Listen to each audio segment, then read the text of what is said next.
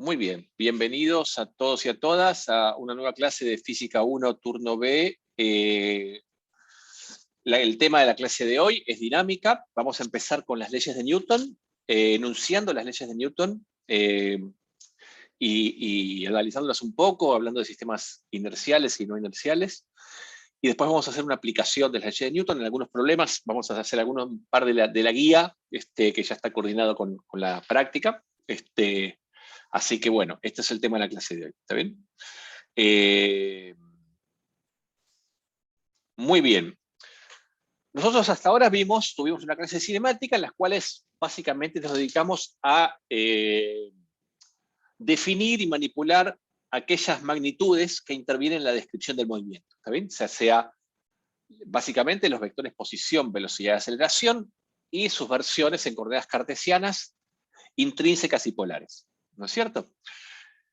En dinámica, el foco del estudio se mueve y se enfoca básicamente en la razón por las cuales las partículas se mueven. ¿Cuál es la causa del movimiento de las partículas? ¿Está bien? Y las causas que se mueven y que se mueven en la forma que lo hacen. Es decir, las preguntas que un poco nos motivan o que motivan este tema es, bueno, ¿por qué, por ejemplo, todos los cuerpos se mueven con aceleración aproximadamente constante cuando están en caída libre en la superficie de la Tierra?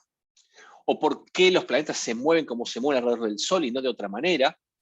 ¿O por qué los cuerpos a veces hacen movimientos oscilatorios? ¿Cómo son esas oscilaciones? ¿Está bien? Entonces, el primero en establecer una teoría consistente entre las causas de los movimientos y sus consecuencias y la descripción del movimiento fue Sir Isaac Newton. ¿Está bien? A partir un poco de observaciones de los trabajos previos de Galileo y de Kepler,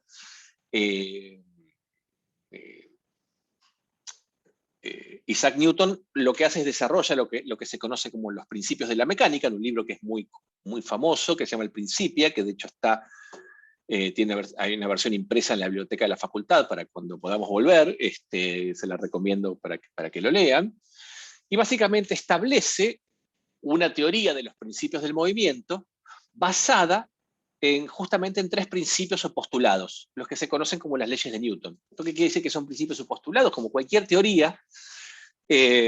Las teorías se basan, en general, no todas las consecuencias de una teoría se pueden deducir lógicamente, simplemente algunas de esas teorías algunas de las consecuencias de esas teorías se deducen de algunos principios que no se pueden demostrar, que uno los asume como postulados, es decir, como enunciados que no puede demostrar, y que típicamente están basados en observaciones, ¿está bien? En observaciones experimentales, por lo menos cuando lo hacemos en física, ¿está bien? El primer principio de las leyes de Newton no lo enunció Newton. ¿Lo enunció quién? Eso ya lo saben del CBC, así que simplemente es un repaso.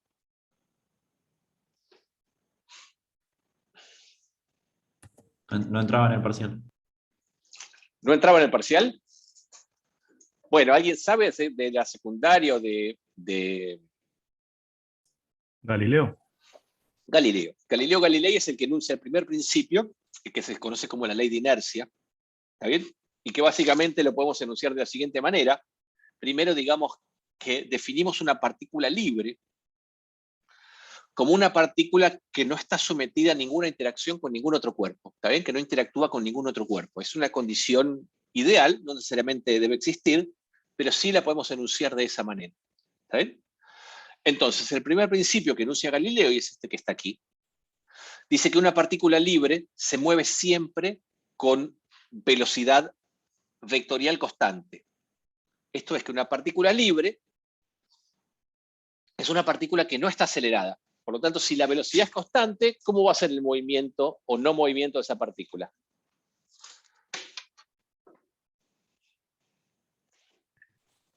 ¿Cómo?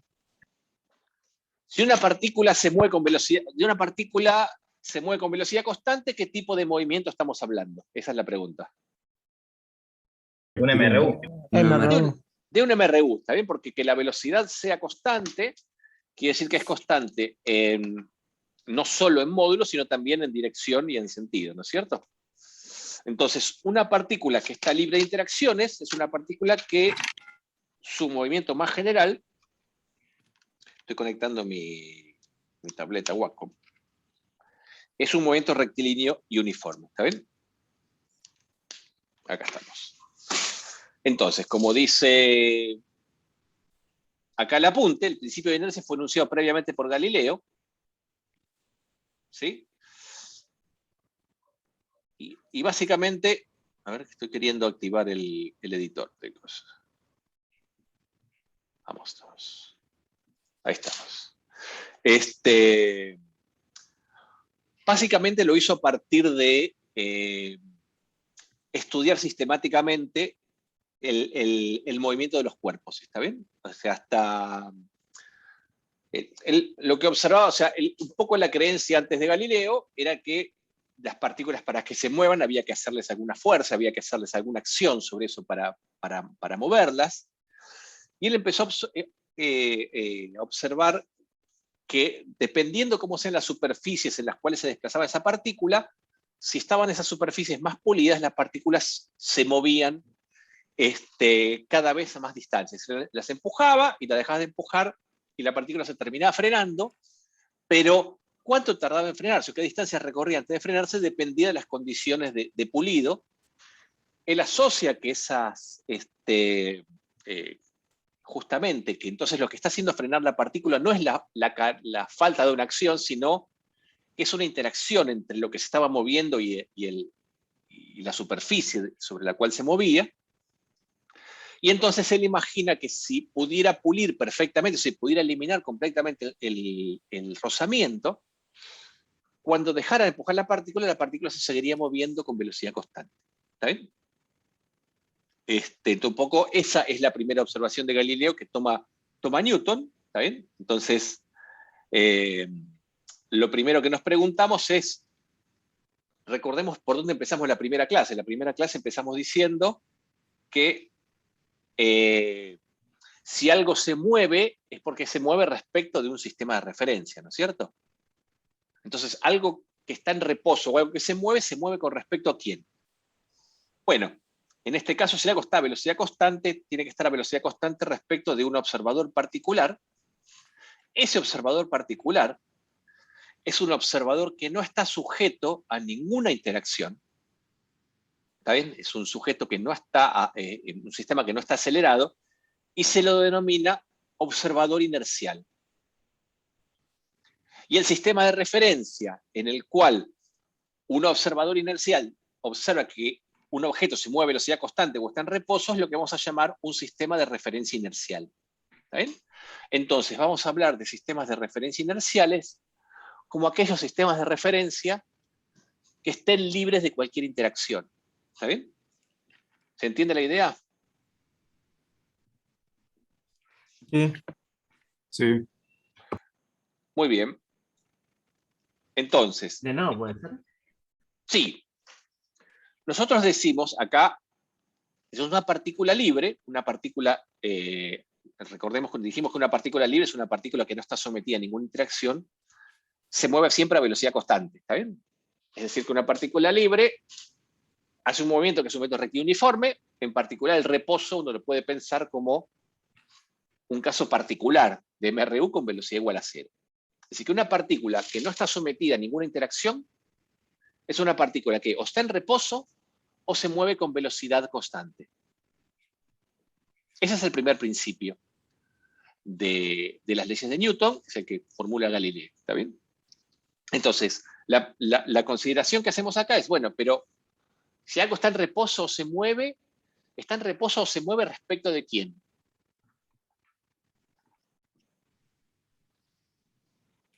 ¿Está bien? ¿El observador? Respecto a quién tiene observador, pero ese observador no puede ser un observador cualquiera.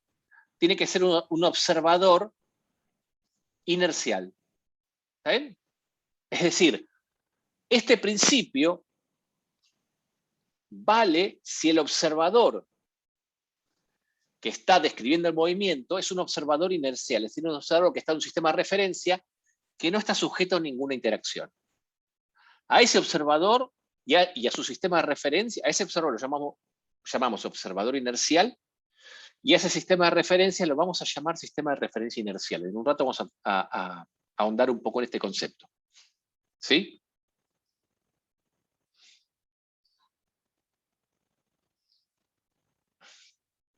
¿Hasta acá me siguen? Sí, sí. Sí. Ok, típicamente ni el Sol ni la Tierra son sistemas de referencia inerciales, porque la Tierra está sometida a las fuerzas gravitatorias del Sol, por ejemplo, y el Sol está sometido a las fuerzas gravitatorias de los planetas, de todos los planetas, pero en particular es más sensible a los planetas más grandes o al de otros objetos celestes, ¿está bien? Pero a veces podemos despreciar los efectos de aceleración de estos sistemas para describir otros movimientos que tienen lugar adentro de la Tierra, o por ejemplo para describir los movimientos de los planetas, y tratar tanto al Sol como a la Tierra como si fueran sistemas de referencia inerciales. Es decir, muchas veces vamos a tomar como sistemas de referencia inerciales aquellos que no lo son, pero para el problema que estamos encarando, lo que lo hacen no ser un sistema de referencia inercial, a veces es una interacción tan débil o que tiene tan poco efecto en el movimiento que queremos describir que la podemos despreciar. ¿Está bien? Esa es un poco la idea de esto. Después vamos a profundizar un poco acá. El segundo principio de Newton es el que más usaron, este seguro que lo han tomado en los parciales, porque es aquel que me dice explícitamente cómo se vinculan las interacciones con alguna propiedad del movimiento. ¿Sí? En particular, este segundo principio está bastante implícito en el primero, porque el primero lo que dice es que si una partícula es libre de interacciones, se mueve con velocidad constante, con lo cual, la consecuencia lógica, ¿cuál es? De ese enunciado. Que si lo hace, claro, que si tiene una interacción, no va a ser una partícula libre. Tipo, No va a ser una partícula libre, va a ser una partícula que cambia su velocidad. Muy bien. Y si cambia su velocidad, ¿qué decimos? ¿Qué pasa con esa partícula? Acelerado. Acelerando. Se acelera, exactamente, se acelera, digamos, ¿está bien? Entonces, como les decía antes de Newton, y antes un poco de los experimentos de Galileo, lo que se pensaba es que cualquier acción sobre un cuerpo, cualquier perturbación, cualquier interacción que sufriera un cuerpo, eso estaba vinculado a que el cuerpo se mueva, ¿está bien? A que el cuerpo tenga cierta velocidad. Galileo es el primero en entender que eso no era así, ¿está bien? Que en realidad la interacción estaba ligada a los cambios en la velocidad. Galileo lo expresa como que la ausencia de interacción se manifiesta en la velocidad constante. Y el primero que entiende, quizá Galileo lo había entendido, pero no había encontrado cómo formularlo, ¿está bien? O sea, que lo enuncia como un principio es Newton, que dice, bueno, si un cuerpo entonces no es una partícula libre, como bien dijeron por acá, si un cuerpo está interactuando con otro, ese cuerpo va a cambiar su velocidad y se va a acelerar. Lo que hace Newton no solo es quedarse ahí, sino describir las interacciones como fuerzas, ¿está bien? O sea, Newton va a describir las interacciones como fuerzas y esas fuerzas lo va a cuantificar matemáticamente con vectores, es decir, las fuerzas, además de una magnitud, que va a ser una forma de cuantificar la interacción, van a tener una dirección y sentido. Y lo que dice Newton es que si sobre un cuerpo actúa una única fuerza, ¿está bien? La dirección y el sentido de esa fuerza es la misma dirección y sentido de la aceleración. ¿Está bien? Es decir, el cuerpo se acelera en la misma dirección y sentido en el que siente la fuerza si actúa una única fuerza. ¿Está bien? Y además establece una relación cuantitativa entre una medida de la interacción, que es la fuerza, y las consecuencias sobre el movimiento, que es que este cuerpo se acelera. Esta dependencia es una dependencia lineal, ¿está bien? Es una relación muy sencilla, y la constante de proporcionalidad entre fuerza y aceleración es una cantidad que se llama masa inercial. ¿Sí? O masa, como vamos a decir ahora. Típicamente, la masa se mide en kilogramos, y si medimos la masa en kilogramos, y por ejemplo, la aceleración en metros por segundo al cuadrado, la combinación de estas tres magnitudes nos da como resultado una unidad de fuerza que llamamos Newton. Estas las conocen del CBC y de la secundaria, ¿no es cierto? Sí, sí. Y si expresamos la masa en gramos y las distancias en centímetros, la resultante unidad de fuerza, que es el sistema de CGS, ¿cómo se llama? Es una DINA. Línea. DINA. Del dinamómetro, ¿está bien? Efectivamente, típicamente vamos a usar Newton nosotros, ¿está bien? Pero bueno. Entonces, este es el enunciado para si sobre un cuerpo actúa una única fuerza. Si sobre un cuerpo está sometido a varias interacciones, ¿está bien? Por ejemplo, podemos pensar que la Luna interactúa con la Tierra y con el Sol, o que, digamos, cada planeta puede interactuar con los otros planetas, como vamos a ver, gravitación para el segundo parcial. Entonces, lo que se puede observar es que vale lo que se llama el principio de superposición. Es decir, uno observa, esta es una observación experimental, que la aceleración resultante es la misma que sufriría la partícula si actuase una única fuerza que sea la suma vectorial de todas las fuerzas. Es decir, si un cuerpo interactúa con varios otros cuerpos, como resultado de cada interacción, ese cuerpo va a sufrir una fuerza distinta, y la suma vectorial de todas esas fuerzas la llamamos fuerza resultante. Esto se expresa de esta manera, ¿está bien? Esto es con el símbolo de sumatoria, ¿sí? Y lo que me dice la segunda ley de Newton es que la fuerza resultante va a ser igual a masa por aceleración. ¿Estamos bien? Está subido el PDF al campus. Los PDF al campus están subidos siempre con al menos una clase de antelación. ¿Está bien? Ahí preguntan por el chat, por eso comento esto. Lo que sí, esto estaba inicialmente subido a la clase anterior, porque esto es la clase 3. Y en la clase 4 debería haber 2 apuntes. El que corresponde a la clase 3, que es el que iba a dar la clase pasada, y el que corresponde a la clase 4, que debería estar los dos en la clase de la fecha de hoy. ¿Te fijaste, Julián? Si están los 2 apuntes. Sí, están los dos, están los dos. Perfecto, gracias. Están los 2 apuntes y unos videos que vamos a ver ahora. Ah, mira, ya que estás, me diste pie para... a ver si puedo...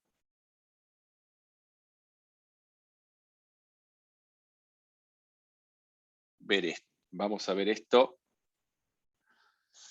Ya que estamos, se los muestro, ¿está bien? ¿Están viendo el campus? Sí. Entonces pasé todos los apuntes a la clase de hoy, ¿está bien? Veremos un poco lo que vamos a ver. Entonces, la primera ley es la ley de inercia, lo que le decía. ¿Qué es la inercia? Es la tendencia de un cuerpo a mantenerse su estado de movimiento. Si está en reposo y no recibe ninguna fuerza, sigue en reposo, y si no, sigue en movimiento. Y acá están estos videos, no sé si lo vieron.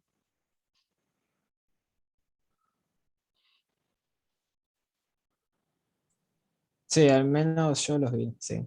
Buenísimo. Que es un video que muestra, no es que el video, no es esto que está en reposo, sino que acá lo que sucede es que la diferencia de escalas de tiempo hay una diferencia de escala de tiempo tan grande que entonces uno observa que el dinosaurio de plástico parece que se mantuviera en reposo mientras la pelota impacta contra la cama elástica, ¿está bien? O sea, no se aprecia el tiempo, ahí se empieza a ver que empieza a caer un poquito antes de que le pegue la cama elástica, ¿sí? Y el otro video es este que está acá, que es un loco suicida que se manda por ese tacho. ¿Está bien? Entonces se puede ver que la persona cuando se despega del auto sigue yendo a la misma velocidad que el auto, ¿está bien?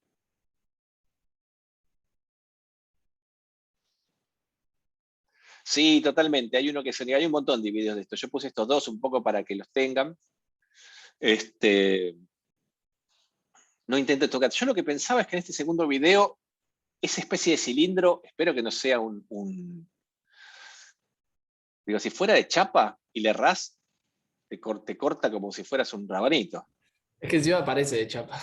Sí, parece de chapa, totalmente. A mí eso lo pensaba y lo vi un montón de veces ese video, y recién lo miraba y digo, uy. Bueno, ¿Estamos bien hasta acá entonces? Sí. Sí, muy bien. Bueno, entonces esa es un poco la segunda ley de Newton. Lo que nos dice también es que si sobre un cuerpo, dado la sumatoria de fuerzas es igual a 0, es decir, que si un cuerpo interactúa con varios otros cuerpos de manera tal... estoy compartiendo otro PDF. A ver, porque puse que compartir los dos. Debería... A ver ahora.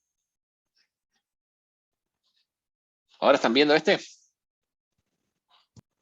Sí, sí. Sí. Sí. Gracias.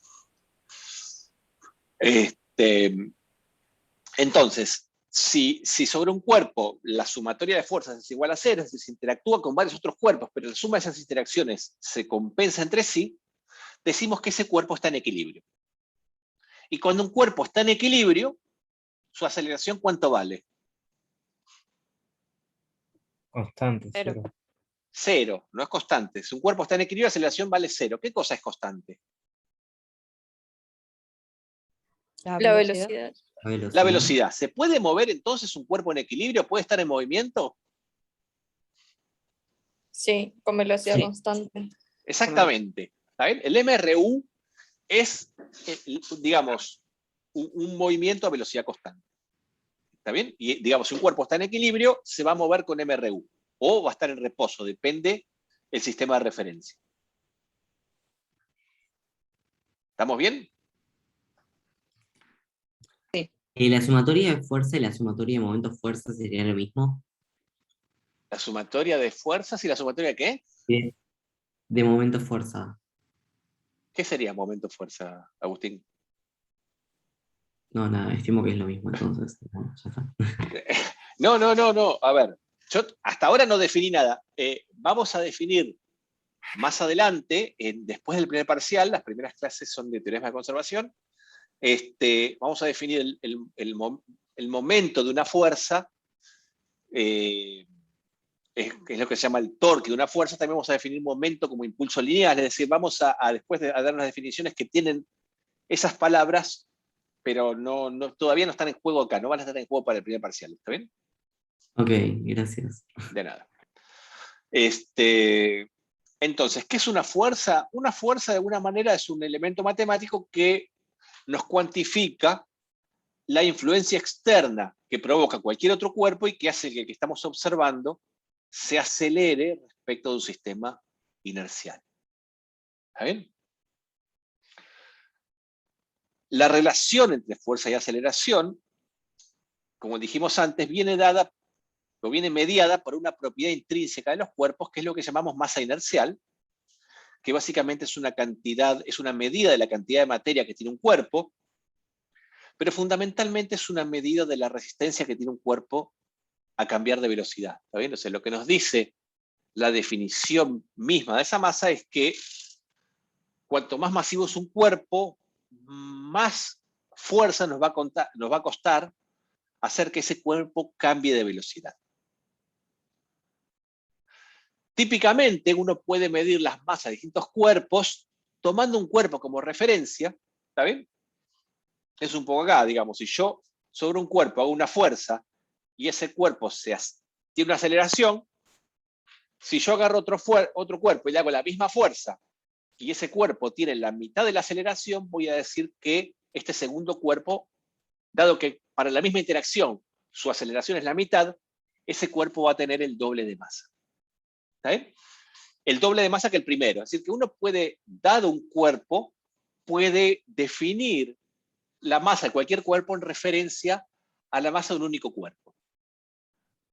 Yo Ese tengo una cuerpo, pregunta. sí, ya estoy con vos, típicamente se llama kilogramo patrón y fue la referencia de las mediciones de masa para todos los sistemas de metrología del mundo. Decime, Máximo. Yo siempre me pregunté, ¿cómo sabemos que un gramo es un gramo? ¿Y por qué un gramo es un gramo y no otra cosa? Bueno, es una buena pregunta, nos ponemos de acuerdo. ¿Está bien? Es decir, como nos ponemos de acuerdo en decir, mira, este objeto que tengo yo ¿Estamos todos de acuerdo? Agarremos un objeto, hagamos una cosa, hagamos un cilindro metálico que sea 90% de platino y 10% de iridio. Y lo vamos a guardar en una ciudad que todos nos guste ir, por ejemplo, París. En un lugar donde la temperatura y la humedad estén controladas de manera tal que este cuerpo sufra la menor cantidad de variaciones posibles. Ese es el kilogramo patrón. Y es el kilogramo que históricamente se usó para medir masas en todos lados del mundo. ¿Está bien? O sea, hay divisiones de metrología en todos los países más importantes que son los que se encargan de validar medidas. No solo medidas de masa, sino medidas de tiempo, medidas de longitud, etc. ¿Sí? Hasta el 20 de mayo de 2019, un poquito antes de la pandemia, todas las medidas de masa se referían a este kilogramo patrón. ¿Sí? Desde el 20 de mayo de 2019 en adelante, todos los institutos de metrología del mundo se pusieron de acuerdo en que las medidas básicas, que son masa, kilogramos, segundos, amper, grados centígrados. Mol, intensidad lumínica. Sí, intensidad lumínica, se midieran... Y cantidad de sustancia, ¿no? Sí, creo que sí. Se pasen a tener como referencia a magnitudes constantes fundamentales de la naturaleza. Esas constantes, nosotros en esta materia vamos a ver uno, que es la constante de gravitación universal, ¿está bien?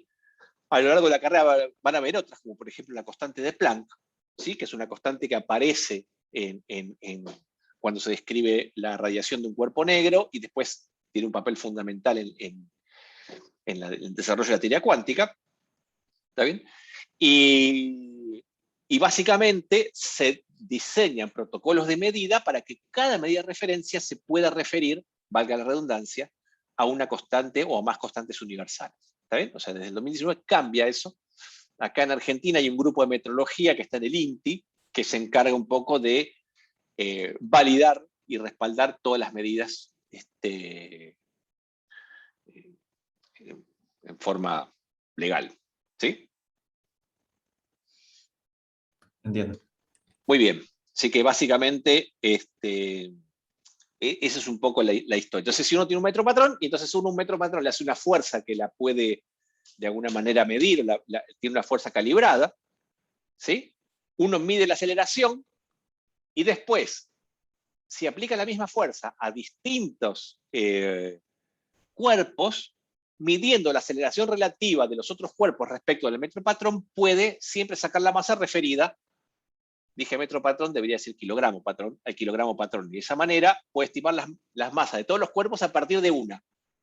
Que como bien preguntabas ahí, bueno, esa una es arbitraria, ¿está bien? Y si, bueno, nos ponemos de acuerdo en que esto es un kilo. Como lo mismo, nos ponemos de acuerdo que esta distancia es un metro. ¿Sí? Entiendo. Buenísimo. Muy bien. Entonces, Profe, sí, decime. una consulta. Valentín, no sé si se ve ahí. Consulta. Antes, o sea, ya sé que la masa inercial y la masa gravitacional siempre son iguales, pero calculo que ambas reciben nombres diferentes por algo, ¿no? No sé qué, eso es lo que iba a preguntar. Sí, O sea, cuando veamos gravitación nos vamos a detener en este concepto, pero básicamente las dos son definidas en distintos conceptos. La masa inercial se define como una propiedad de los cuerpos, que es, de alguna manera, tiene una relación inversa con la aceleración para una fuerza constante aplicada. Es decir, básicamente lo que te dice es cuánto te cuesta cambiar la aceleración de un cuerpo. ¿Está bien? Y la masa gravitatoria es una masa que está asociada a la interacción gravitatoria. Si vos asumís como válidas la ley de Newton para las fuerzas gravitatorias y la segunda ley de Newton de la teoría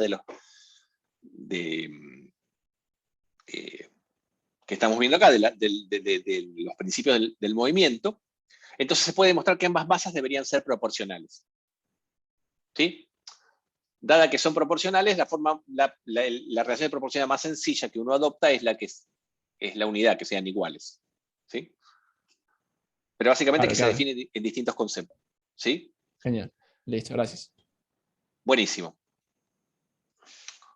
Bueno, Vamos a ver un poco sistemas de referencia inerciales y no inerciales, para eso saqué, digamos, para que no dependa todo un poco de mis dibujos, saqué un dibujo de un libro, que es el Cierce Mágico, que es un libro de física general, en donde muestra acá, para ejemplificar, cuál es la diferencia entre un sistema inercial y un sistema no inercial. Supongamos que tenemos como acá un vagón de tren,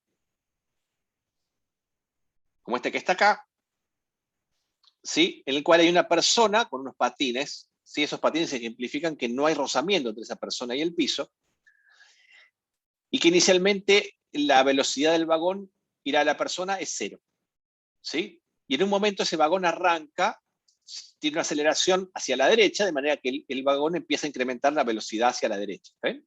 Esto es a tiempo 0 y esto es en intervalos sucesivos de tiempo. ¿Qué es lo que uno observaría desde un sistema externo al vagón y desde un sistema interno al vagón? ¿Está bien? Si yo miro de un sistema de referencia que está pegado al vagón, o sea, yo me pongo adentro del vagón y el vagón no tiene ventanas, ¿qué es lo que vemos con esta persona? ¿Qué pasa respecto al vagón?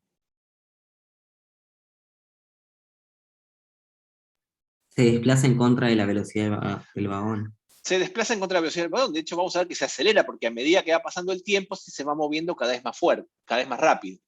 ¿Está bien? Entonces, si yo pensara que en este sistema de referencia solidario al vagón vale la ley de Newton, si yo observo que un cuerpo se acelera, ¿cuál sería mi conclusión?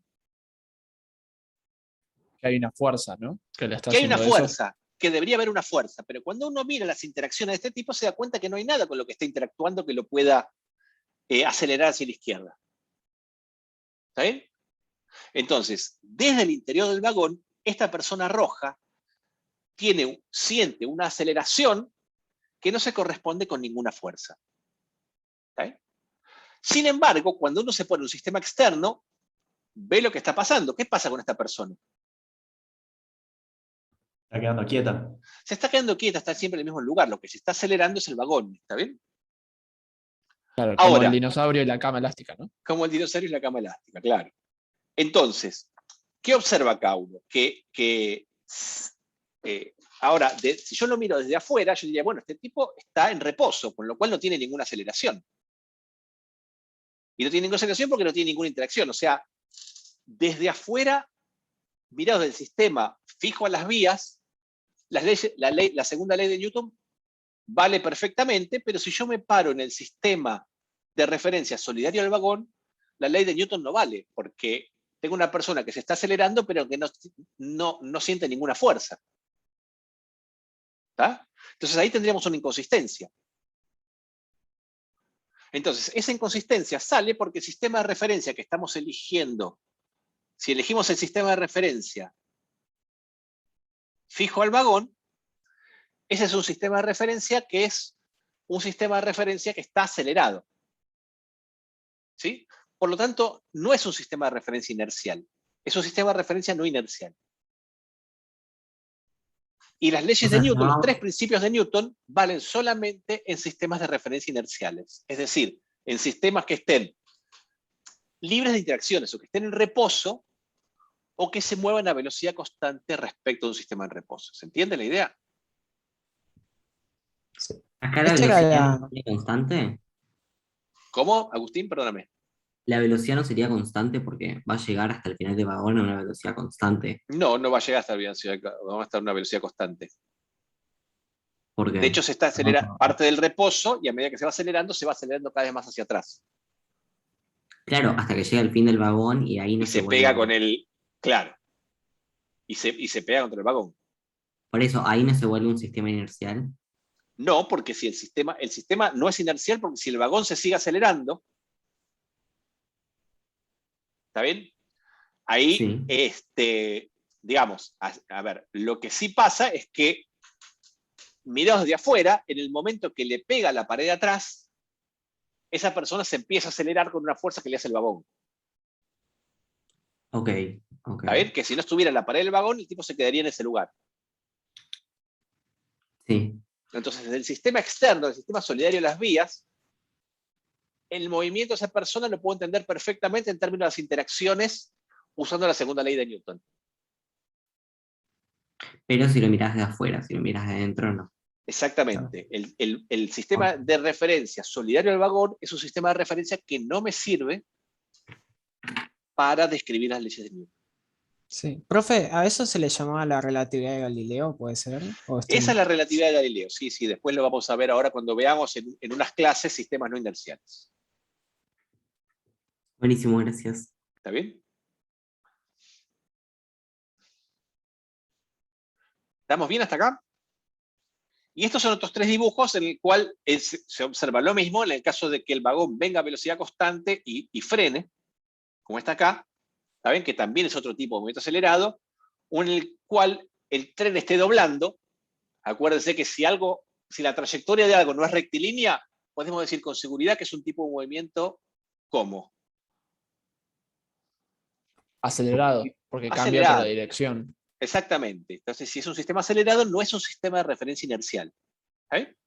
Entonces, de vuelta, de un sistema acelerado, yo lo que observo es que algo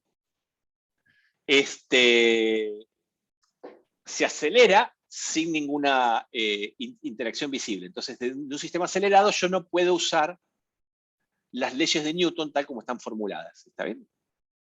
Entonces, si yo tengo un sistema de referencia para formular las leyes de Newton, tanto el principio de inercia como la segunda ley de Newton, que es sumatoria de fuerzas es igual a masa por aceleración, nos tenemos que ubicar siempre en un sistema inercial. ¿Estamos bien? Dado un sistema inercial, cualquier sistema que se mueva a velocidad constante respecto a un sistema inercial es también un sistema inercial. ¿Está bien? Porque cualquier sistema que se mueva a velocidad constante respecto a un sistema inercial no está acelerado.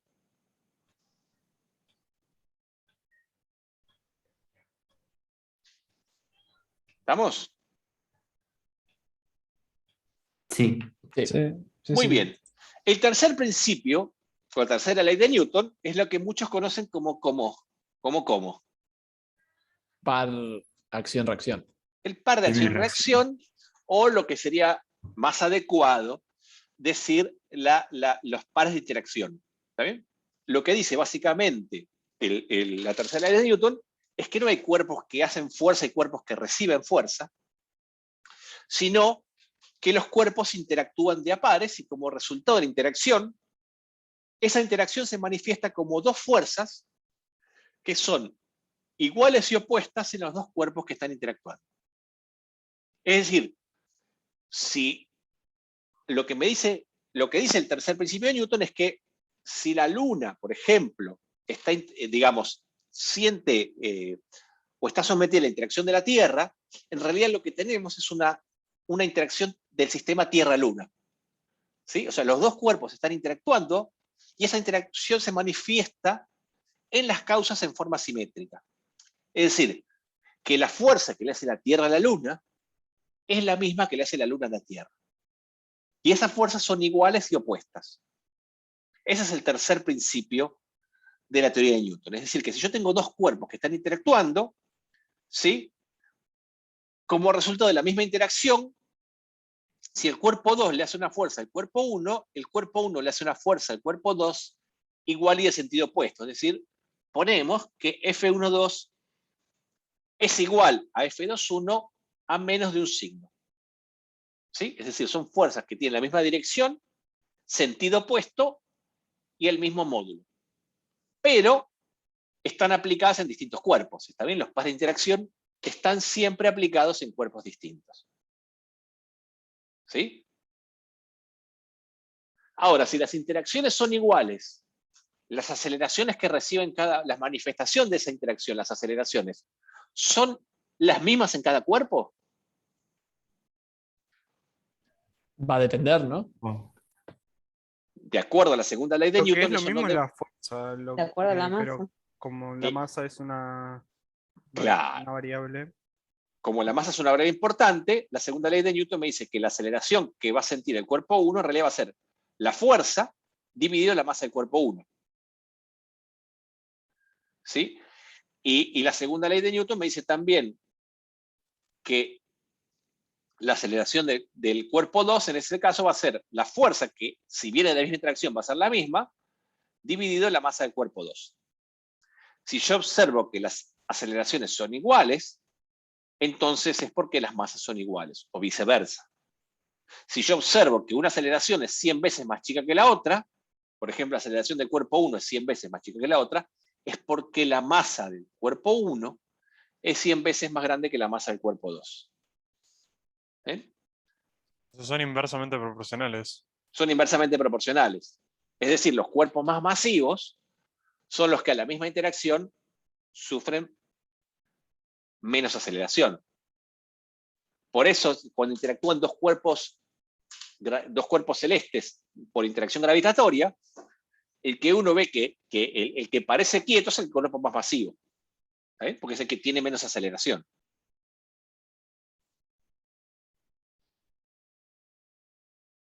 ¿Sí? ¿Me siguen hasta acá? Sí. Muy bien.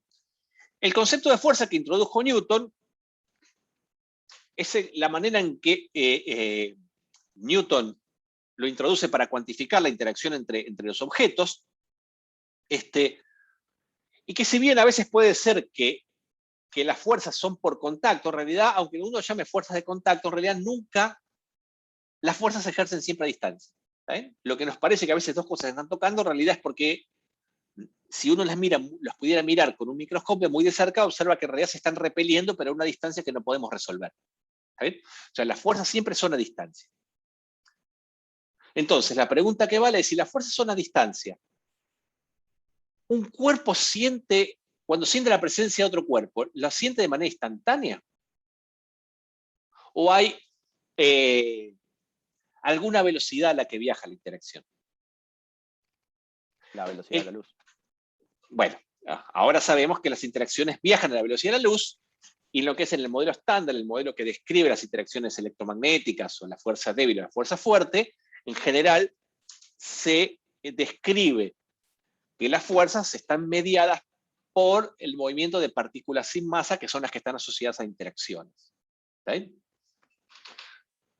Eso es una manera de conceptualizar las interacciones. Otra manera es, por ejemplo... Hay una manera bastante, no sé, es como decirlo, bastante rara de verlo, que si vos agarras una vara, sí. o sea, no infinitamente larga, que sea un poco más larga que un año luz. Ok. Una vara ideal. O sea, en realidad, claro, sí. O sea, en realidad que sea más larga que el tiempo que tarda la luz en recorrer. No, un segundo luz, para hacerla un poco más corta. Ok. Vos al intentar empujarla, si fuese apenas más larga que un segundo luz, estarías moviendo algo más allá de la velocidad de la luz. Porque estarías transmitiendo la información de un claro, movimiento bueno, más eso, rápido. a ver, ese concepto de que no hay nada, no se puede transmitir más información que a la velocidad de la luz, es un concepto que recién enuncia Einstein cuando hace la teoría de relatividad especial, que lo vamos a ver en las últimas clases de este curso. ¿Está bien? Vamos a ver los principios básicos de la relatividad especial. Eso es como que ayuda a ver el tema de la interacción. En realidad es como si se fuesen golpeando partecitas a partecitas dentro de la misma vara para poder no pasarse. Bueno, eso si vos interpretás las interacciones como algo de contacto, porque vos, por ejemplo, podrías decir, bueno, mira, por ejemplo, no sé, Plutón siente la fuerza gravitatoria debido al Sol. ¿Está bien? Está a millones de kilómetros claro, ahí entra separado. El concepto de campo. Claro, bueno, entonces, esa transmisión de la fuerza es instantánea, no es el problema que tenía Newton, pero bueno, Newton fue el primero de alguna manera a formular un modelo matemático para cuantificar las interacciones. Después, eso se fue refinando, ¿está bien? Y por ejemplo, lo que plantea Einstein en la teoría de relatividad general es que en realidad uno las interacciones las puede pensar como deformaciones en la geometría del espacio-tiempo. ¿Está bien? Es decir, los movimientos simplemente son consecuencia de la deformación en el espacio-tiempo, y lo que hacen los cuerpos masivos es deformar el espacio-tiempo. Esas son como distintas maneras de conceptualizar, de describir matemáticamente las interacciones. ¿Está bien? Pero bueno, la pregunta está planteada. ¿Nosotros qué tipos de fuerza vamos a ver en la materia? Bueno, vamos a ver algo bastante más sencillo, digamos, ¿está bien? Una de las cosas que se sabe, y acá puse un video después para que lo vean, seguramente muchos de ustedes lo habrán visto en el CBC o por ahí, que también es una observación de Galileo, que evidentemente hizo bastante estudios sistemáticos a partir de cómo se movían los cuerpos y se eliminara el rozamiento. Y básicamente lo que observó Galileo es que si uno pudiera eliminar el rozamiento, todos los cuerpos deberían caer con la misma aceleración independientemente de su masa. Y lo que subí, acá dice ver video, lo que está subido al folder de la clase de hoy, es el video en el cual, en una facilidad de la NASA, arrojan una pluma y una especie de bola de acero con aire, y cuando hacen vacío en esta cámara. ¿Lo vieron el video ese? Sí, Sí, caen con la yo lo vi. misma. Sí, es muy bueno. Sí. estaba buenísimo. Está Sí, caen al buenísimo. mismo tiempo. Está buenísimo. Y eso, bueno, lo que está más bueno es que Galileo se dio cuenta de eso sin necesidad de hacer vacío. ¿Está bien? Eso es lo que está más bueno. Digo, ver eso en unas circunstancias en las cuales no lo pudo ver experimentalmente, sino que lo dedujo como si fuera una condición ideal de los razonamientos que estaba haciendo, fue para mí grandioso, digamos. ¿Está bien? Entonces, de vuelta, si uno no separa las causas y uno empieza a estudiar la caída de los cuerpos, uno lo que observa es que parece que los objetos más masivos caen más rápido. ¿Está bien? Pero, por ejemplo, si yo agarro una hoja de papel, ¿sí? Y la dejo caer, si yo la uso desplegada, van a ver que la hoja de papel va cayendo más lentamente que si yo la hago una bolita. ¿Está bien? Y la dejo caer hecha una bolita. Es decir, que parecería que la caída de los cuerpos no solo depende de la masa, sino también depende de la forma. Y eso es cierto, pero para lo único que depende de la forma es para el rozamiento con el aire. Si uno eliminara el aire, no importa la masa, no importa la forma, todos los cuerpos caen de la misma manera y con una aceleración que es la aceleración de la gravedad, que si uno la mide es aproximadamente 9,8 metros sobre segundo al cuadrado. Entonces dice, bueno, si en ausencia del aire todos los cuerpos cerca de la superficie de la Tierra caen con la misma aceleración, entonces la segunda ley de Newton lo que me dice es que debería haber una fuerza, que claramente es una fuerza que le hace la Tierra a los objetos que tienen sobre la superficie.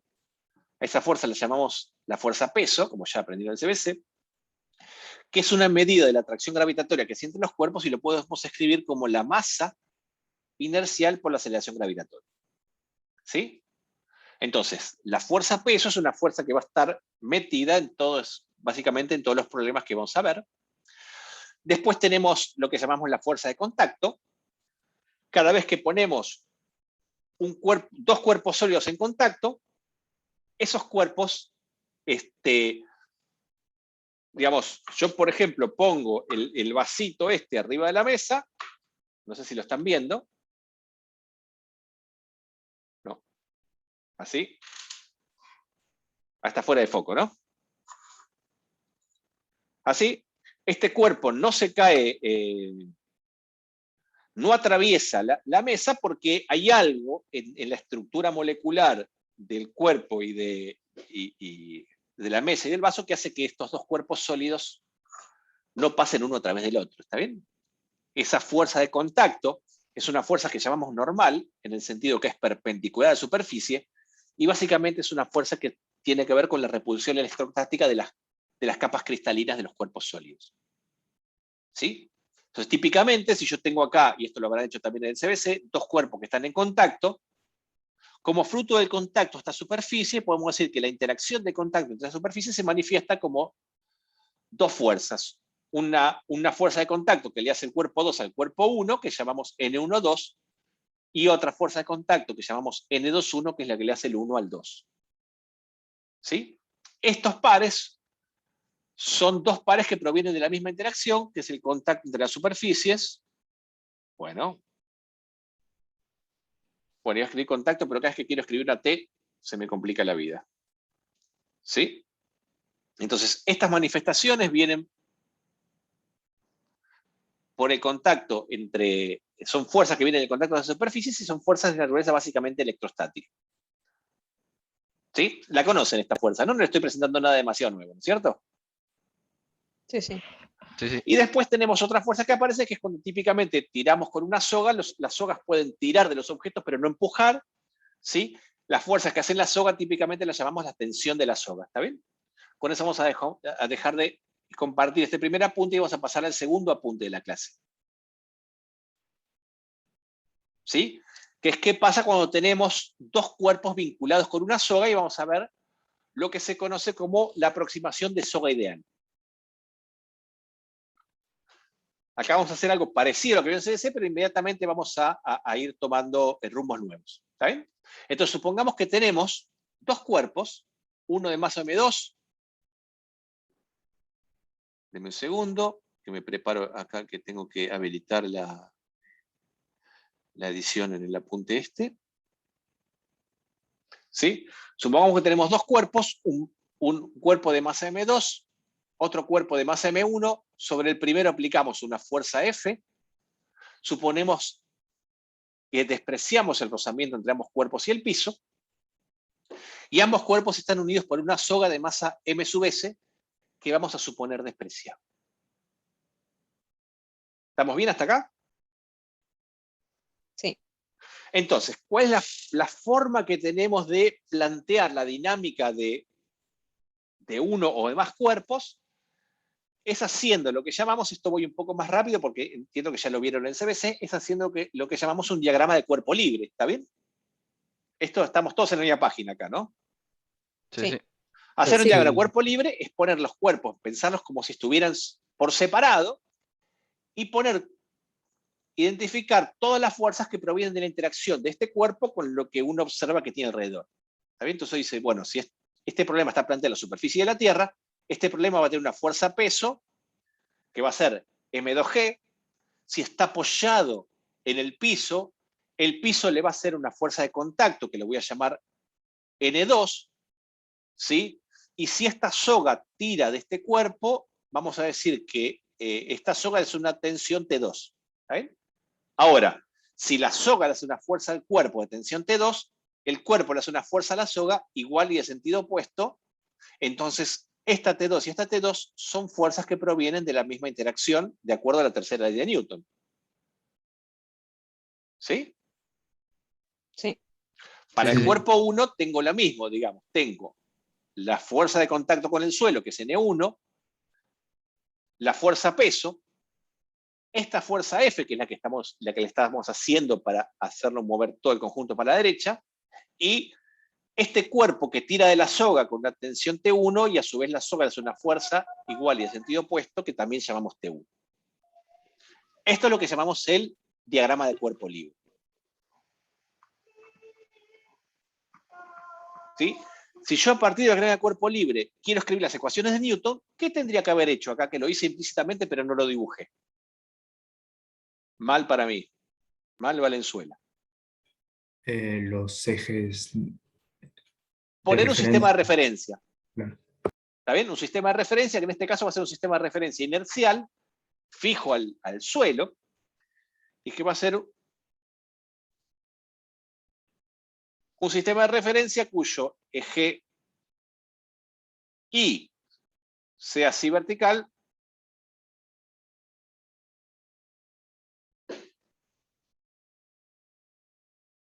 y el eje X sea horizontal. ¿Estamos bien?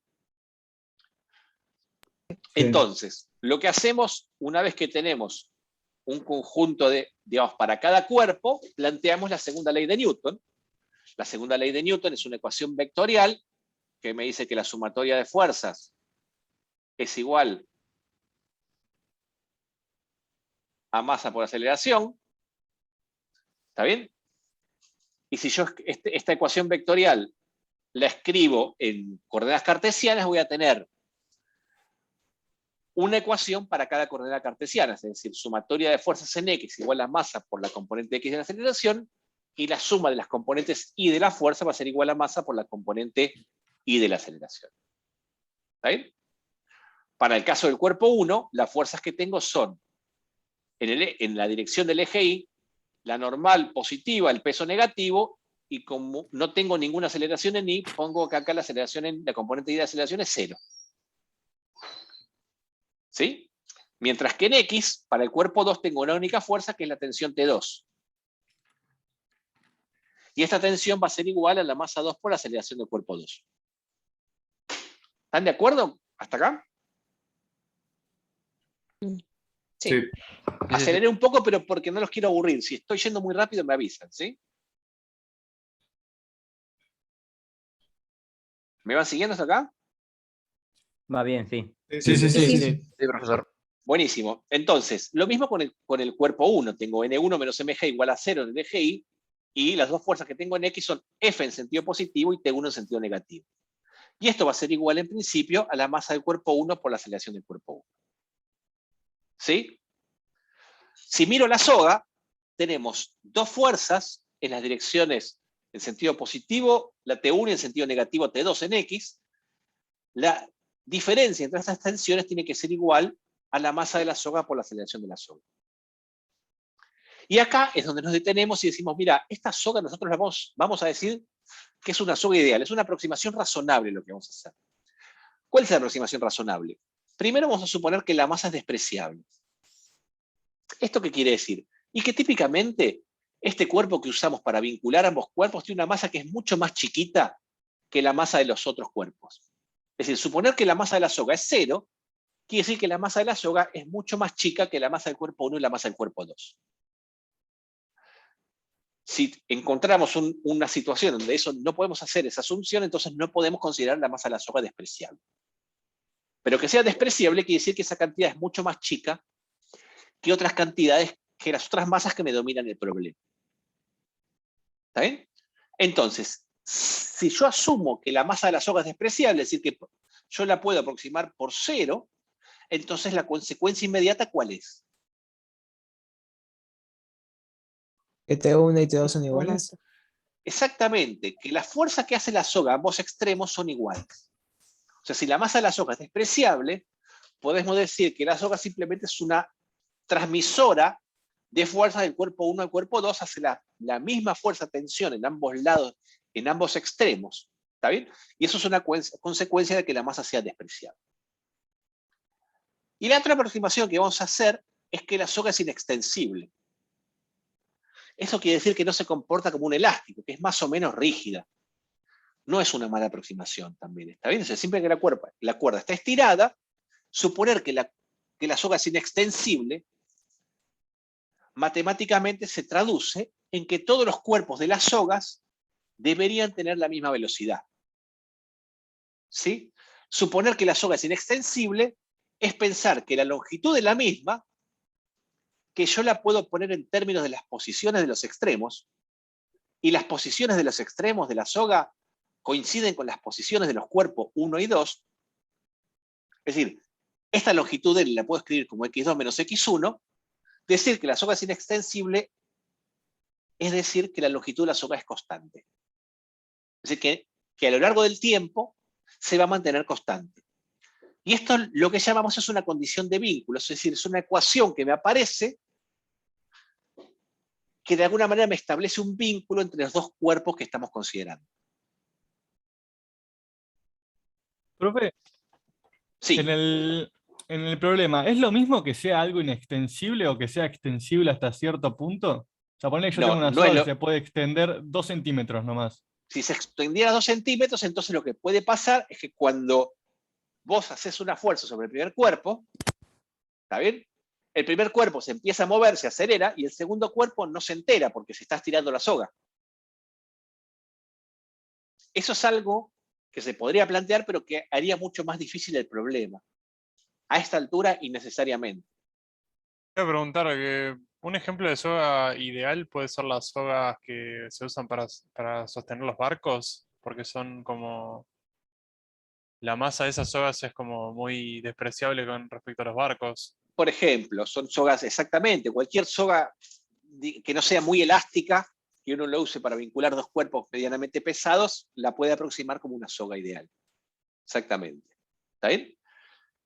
Entonces, en términos matemáticos, esto se traduce en que si la longitud es constante, la derivada de la longitud respecto del tiempo, ¿cómo me debería dar? 0. Cero, porque si la longitud no depende del tiempo, su derivada temporal es 0. Ahora, si yo esta expresión la derivo temporalmente a izquierda y a derecha, fíjense que a izquierda lo que me queda es que es dl de t, que es 0. Y a la derecha me queda la derivada de x2. Bueno, yo acá puse los subíndices al revés. ¿Está bien? Esto está mal, ¿no? No influye porque está igualado a 0. Pero yo acá debería haber puesto 2 y 1. ¿Está bien? Y acá debería haber puesto un punto. Este punto, ¿se acuerdan que simbolizaba este puntito de acá arriba? La derivada Respecto al tiempo. la velocidad. La derivada temporal, con lo cual, esto quiere decir que la velocidad del extremo 1 menos la velocidad del extremo 2 es igual a 0. Es decir, que los dos extremos tienen la misma velocidad. ¿Qué es lo que le decía antes? O sea, si la soga es inextensible, no solo los extremos, sino todos los puntos de la soga se tienen que mover a la misma velocidad. Porque si eso no ocurriera, si los puntos de la soga se mueven a distinta velocidad, esos puntos estarían o alejando entre sí o acercando entre sí. Entonces la soga no sería más inextensible. ¿Lo ven eso? Sí. Sí. Entonces, si la soga es extensible, los extremos tienen la misma aceleración, la misma velocidad, y si vuelvo a derivar, tienen entonces la misma aceleración. Entonces, la consecuencia de que la soga sea inextensible es que ambos extremos, y por lo tanto ambos cuerpos, que son los que están vinculados por los extremos, tienen la misma aceleración, que la vamos a llamar x2 puntos, que es la derivada segunda de la posición. ¿Sí? Entonces, las ecuaciones de Newton, que tenía una para el cuerpo M2, otra para el cuerpo M1 y otra para la soga, si nosotros hacemos una aproximación de soga ideal, es decir, si consideramos que la masa de la soga es despreciable y la soga además es extensible, dos aproximaciones muy razonables, estas ecuaciones se me simplifican mucho y a mí me permiten encontrar de una manera bastante sencilla cuál va a ser la aceleración de mi problema, por ejemplo. ¿Está bien? Fíjense que si la masa es despreciable, T1 me queda igual a T2, las dos tensiones son iguales, entonces la ecuación del cuerpo 2 me queda directamente T igual a M2 por la aceleración, que es x2 puntos. La ecuación del cuerpo 1 en X me queda que F menos T es igual a M1 por X2 puntos. Y si nosotros sumamos estas dos ecuaciones, fíjense que T y menos T se me van, y me quedaría que la fuerza es igual a la suma de las masas por la aceleración.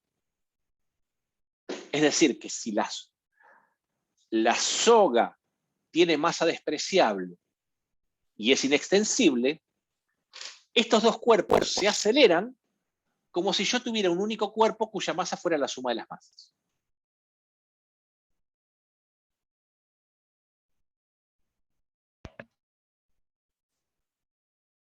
¿Lo ven eso? Sí, sí, profe. Y entonces yo puedo sacar de acá la aceleración y esa aceleración la despejo en la ecuación, en la primera ecuación, y saco, por ejemplo, cuánto vale la tensión de la soga. ¿Sí? Uy. Moví el cartel. ¿Estamos bien hasta acá? ¿Preguntas? Sí, una, pero tal vez me Dale, estoy Mateo. confundiendo. Ah, era Mateo. Ah, sos Valentín, no sé. Vi Mateo sí. y cualquiera que me Sí, creo pregunte que él me da lo también estaba mismo. por hablar. No digo más nada, no digo más nada. Nada, si la fuerza se hubiese hecho al otro cuerpo, el numerador de la tensión te hubiese quedado más a 1, ¿no? Claro, exactamente.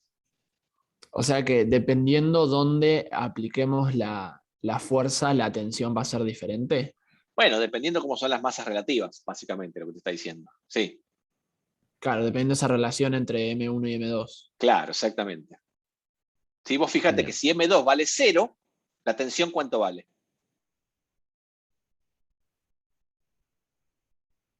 En ese caso sería infinito, ¿no? No, 0. 0. Fíjate que si M2 fuera Claro. 0, eso quiere decir que el 0 cuerpo de sobre algo atrás... es 0. Claro, si el cuerpo de atrás tiene masa 0 es como si no estuviera. Si no estuviera, esta soga no se tensiona. ¿Profe? Sí, decime, Facu. Que en ningún momento se haya puesto la flechita arriba de las cosas es indiferente, ¿no? No, no es indiferente. Es muy importante y gracias por preguntarme. O sea, sí, o sea, sé que es importante, pero como no están, no dije, están bueno, porque... suponemos que están. No, porque cuando yo escribo estas ecuaciones acá, ¿qué estoy escribiendo? Acá son vectores, acá sí las tendría que haber escrito en el diagrama de cuerpo libre. Y no lo hice, acá estuve mal. Pero acá... porque hay componentes. Acá estoy escribiendo los componentes. Claro. ¿Está bien? Pues fíjate que lo que estoy poniendo son los módulos de las fuerzas. En las ecuaciones de Newton. Claro. Por eso no las escribo, porque acá ya la estoy descomponiendo la fuerza. Como cada fuerza me queda en un eje, básicamente lo que me queda es el módulo. Estos son los módulos de las fuerzas. Por eso no puse las flechizas acá. ¿Está bien? Pero si no, ¿dónde debería haberlas puesto? Acá y no las puse, en el diagrama de cuerpo libre.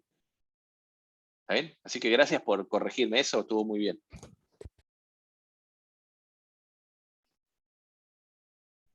¿Estamos bien? ¿Esto lo habían visto así en el CBC? No.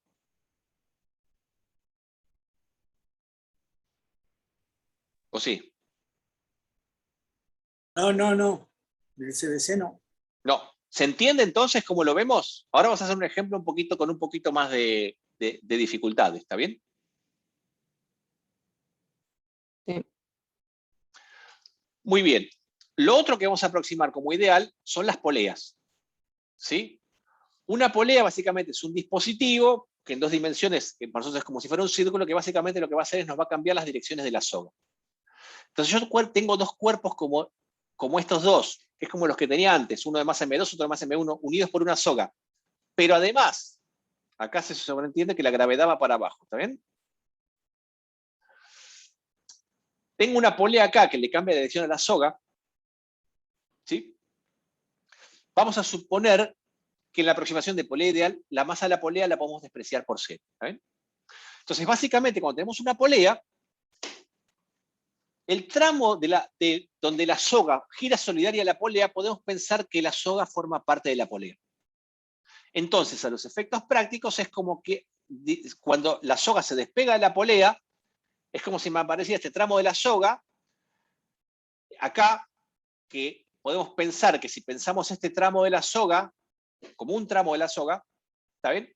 Este tramo de la soga, para que esté estirado, si ese tramo de la soga tiene masa despreciable, tiene que hacer la misma fuerza en ambos extremos. Por eso le hace una fuerza que llamo acá la tensión vertical al cuerpo 2 y la tensión vertical al tramo que se pone solidario con la polea. Y lo mismo acá. Llamo TH, tensión horizontal, a la tensión que hace este tramo de la soga sobre la polea, y es la misma, si la masa de la soga es despreciable, como vimos recién, la fuerza que hace la soga sobre el cuerpo 1. ¿Eso lo ven? ¿Se entiende más o menos? Es lo que vieron en CBC también, ¿no? Sí. Lo que se puede demostrar, y eso lo vamos a ver en cuerpo rígido, es que si la masa de la polea es 0, entonces estas dos fuerzas son iguales. Y acá entra un poco lo que preguntaba Agustina antes, que quizá lo preguntaba en este contexto. Cuando uno tiene fuerzas, si uno tiene fuerzas aplicadas sobre cuerpos puntuales, las fuerzas están siempre aplicadas al mismo punto. Entonces mi problema se resuelve haciendo sumatoria de fuerzas igual a 0. Ahora, si mi cuerpo tiene dimensiones, ¿sí? Lo que pasa a cobrar importancia, y esto seguro viene en el CBC en la parte estática, es no solo qué fuerzas tengo aplicadas a un cuerpo, sino dónde están aplicadas. Porque, por ejemplo, yo tengo este lápiz, no es lo mismo hacerle 2 fuerzas iguales y opuestas en el medio, que si yo hago 2 fuerzas iguales y opuestas, pero una está aplicada arriba y la otra está aplicada abajo. ¿Está bien? Entonces, si 2 fuerzas iguales y opuestas están aplicadas en distintos puntos, ese cuerpo, si tiene dimensiones, puede rotar. Que eso lo vamos a ver en detalle cuando veamos cuerpo rígido.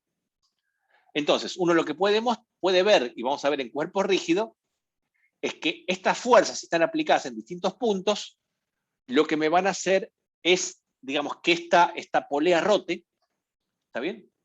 Pero si yo asumo que la polea es una polea puntual que tiene masa despreciable, entonces estas fuerzas son iguales y entonces las tensiones que hace la soga vertical y horizontal son iguales y vamos a decir simplemente que así como si la soga tiene masa despreciable, hace la misma fuerza en los dos extremos, lo que me hacen las poleas básicamente es cambiarme la dirección de las sogas, pero siempre entre cualquier parte de la soga, las tensiones que hacen en sus extremos es siempre la misma. ¿Sí? ¿Y la fuerza de vínculo es porque está ahí parado o porque está en contacto con la soga? Esta fuerza de vínculo es la fuerza que hace que lo sostiene a esto acá fijo a la pared. Es la fuerza que le haría este clavo acá a la polea. Esta fuerza de vínculo. Pero una consulta, ¿la fuerza de vínculo es despreciable en este caso? No, no es despreciable, pero no entra en juego para que lo que nosotros queremos analizar. Entonces no la miramos. Okay. ¿Está bien? Si hiciéramos la ecuación sobre la polea, sí tenemos que considerarlo. Pero si no, no hace falta. ¿Está bien? Ah, claro, porque hacemos la ecuación en función de los cuerpos. De los cuerpos, claro. Sí. Lo mismo pasa cuando tenemos poleas, como por ejemplo una polea agarrada del techo y tenemos una soga que vincula dos cuerpos que cuelgan de esa polea. ¿Está bien? En este caso también vale lo mismo. Si la masa de la polea es despreciable, las tensiones que hace la soga en cada uno de estos tramos es la misma. ¿Está bien? O sea, la polea solo me va a cambiar la dirección de la soga. ¿Sí? Entonces, veamos un ejemplo que es el problema 2 de la guía de dinámica. ¿Sí? Es un ejemplo que quiero mostrarles acá para que veamos un poco cómo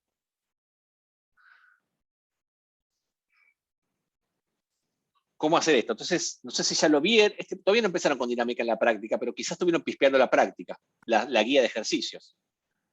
Si la estuvieron mirando, no sé si vieron este problema. Es un problema que tiene dos cuerpos unidos a través de un sistema de dos poleas y dos sogas. ¿Sí? Este cuerpo está acá colgando, esta es la gravedad. Acá tengo una soga que se dobla en esta polea, pasa alrededor de esta otra polea y acá se agarra de un clavo que está fijo en el punto C. Esta es una polea móvil. Es una polea que se puede desplazar a izquierda y a derecha a medida que se va moviendo este cuerpo. Este cuerpo M1 está unido a esta polea móvil que llamamos A través de esta soga, de este tramo de soga cortito que tenemos acá. ¿Se entiende el esquema del problema o les queda alguna duda? Díganme porque siempre genera alguna discusión este problema. No, se entiende. O sea, la polea A se mueve y la B no. Perfecto. ¿Está bien? A medida que se mueve, quiere decir que hay un tramo, digamos, si esta soga se desplaza para la izquierda, el tramo de soga que está acá abajo se va haciendo más largo, ¿está bien? Y el otro tramo se hace más corto, porque esta soga tiene una longitud fija. ¿Sí? Entonces, ves una polea fija, A es una polea móvil y C es un punto fijo, es como un clavo en donde se ata la soga. ¿Sí?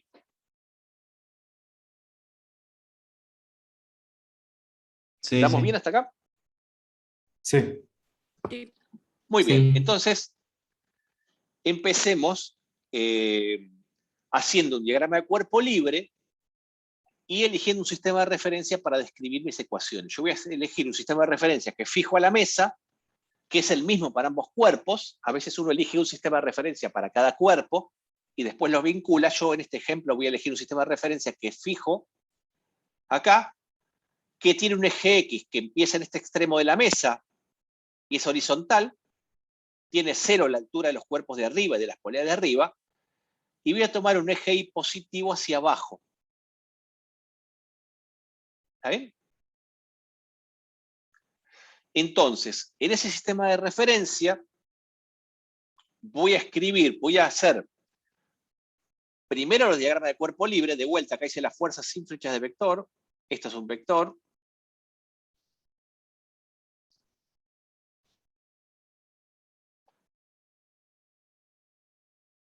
esto es otro vector, esto es otro vector, vector, vector, vector, vector, vector. ¿Está bien? Entonces, lo primero que hago es poner las fuerzas que sufren cada uno de estos cuerpos mirando las interacciones. Entonces yo veo que este cuerpo básicamente ¿con quién interactúa? Con la polea A. Con la polea, no, con la polea no interactúa directamente, porque fíjate que este cuerpo está unido a la soga. Entonces este cuerpo interactúa con la soga. Con la soga, que es la fuerza de vínculo. Que es esta fuerza que le hace la soga al cuerpo 1 que llamamos T1. ¿Sí? O sea, T1 está entre M1 y la polea A. No, T1 está entre M1 y la soga 1. Vos fíjate que acá tenés, si yo esto lo dibujo con un poco de detalle, tengo M1, tengo la soga y acá tengo la polea. ¿Está bien? Lo que pasa es que, para ir un poco más rápido que antes, yo podría hacer todo el detalle, ¿está bien? Como hice acá, y poner que la fuerza que le hace la soga a este cuerpo es la misma que esta, la que hace en otro extremo es otra fuerza, y después suponer que la masa de la soga es despreciable, para simplemente concluir que si yo tengo una soga es la misma fuerza en los dos extremos. Como eso lo acabamos de ver, y lo asumimos como que esta soga que estamos usando son también sogas de masa despreciable, acá directamente no hago esto, acá pongo que este cuerpo siente una fuerza T1, perdón, que es la fuerza que le hace esta soga 1 al cuerpo 1, esa soga le hace la misma fuerza a la polea A porque es una soga, la soga hace la misma fuerza en los dos extremos, ¿está bien? Esta también es T1, ¿sí? Que es esta de acá, pero no es una fuerza directa que se hace en el cuerpo y la polea, sino que está mediada por esta soga que está en el medio, ¿lo ven eso? Perdón la ignorancia, ¿no sería menos T1 en el segundo caso? Sería menos en el momento en que yo la escriba en mi sistema de referencia. Yo ahora estoy poniendo Ok. simplemente las fuerzas y la dirección de las fuerzas. Ok, perdón, gracias. ¿Está bien? Ahora simplemente las estoy poniendo acá y después cuando yo ponga en mi sistema de referencia veré si tiene signo positivo o negativo de acuerdo a cada caso. Entonces, sobre el cuerpo 1 tengo esta fuerza T1, tengo la fuerza de contacto porque este cuerpo está apoyado arriba de la mesa, que es N1, y tengo la fuerza de interacción gravitatoria que se ve 1G. ¿Eso lo ven? Sí. ¿Están de acuerdo conmigo que estas fuerzas son las que siente el cuerpo 1? Sí. Sí, sí. Buenísimo. ¿El cuerpo 2 qué fuerzas tiene?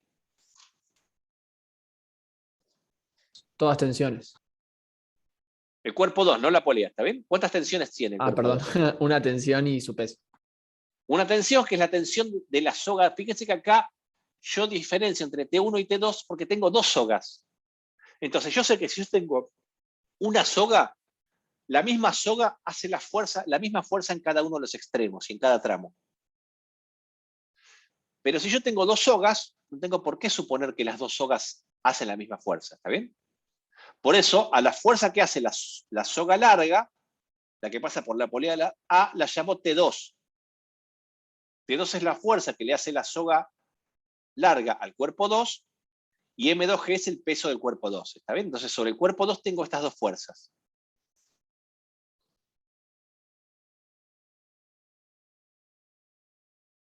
Claro, desprecias X. ¿Cómo desprecio X? O sea, solamente se mueve para arriba o para abajo, no se mueve Claro, pero no lateral. es que lo desprecio, simplemente que no tengo fuerzas en X. Sí. Despreciar es cuando vos asumís que una cantidad es más chica que otra y simplemente la aproximás por cero. Eso es lo que nosotros entendemos por despreciar una cantidad. Ok, gracias. ¿Está bien? Profe, si tuviese que justificar que la tensión 2 aparece en la otra polea, también tengo que hacer todo ese trabajo de aproximar la polea ideal y y llegar a que todas las tensiones esas son T2, ¿no? Claro, por eso yo lo hice antes para no hacer muy barroco este problema. Ahora, a medida que uno asume esas hipótesis en problemas más sencillos, después simplemente las traslada a estos problemas más complicados sin hacer la misma deducción de soga ideal y de polea ideal para todos los problemas. ¿Está bien? Pero entonces, si yo Sí, tengo sí. ahora, miro esta polea A, que es este circulito que tengo acá, digo, mira, esta polea A tiene este tramo de la soga que le hace una fuerza para la derecha. ¿Qué soga es? ¿La soga larga o la soga corta? ¿La soga 2 o la soga 1?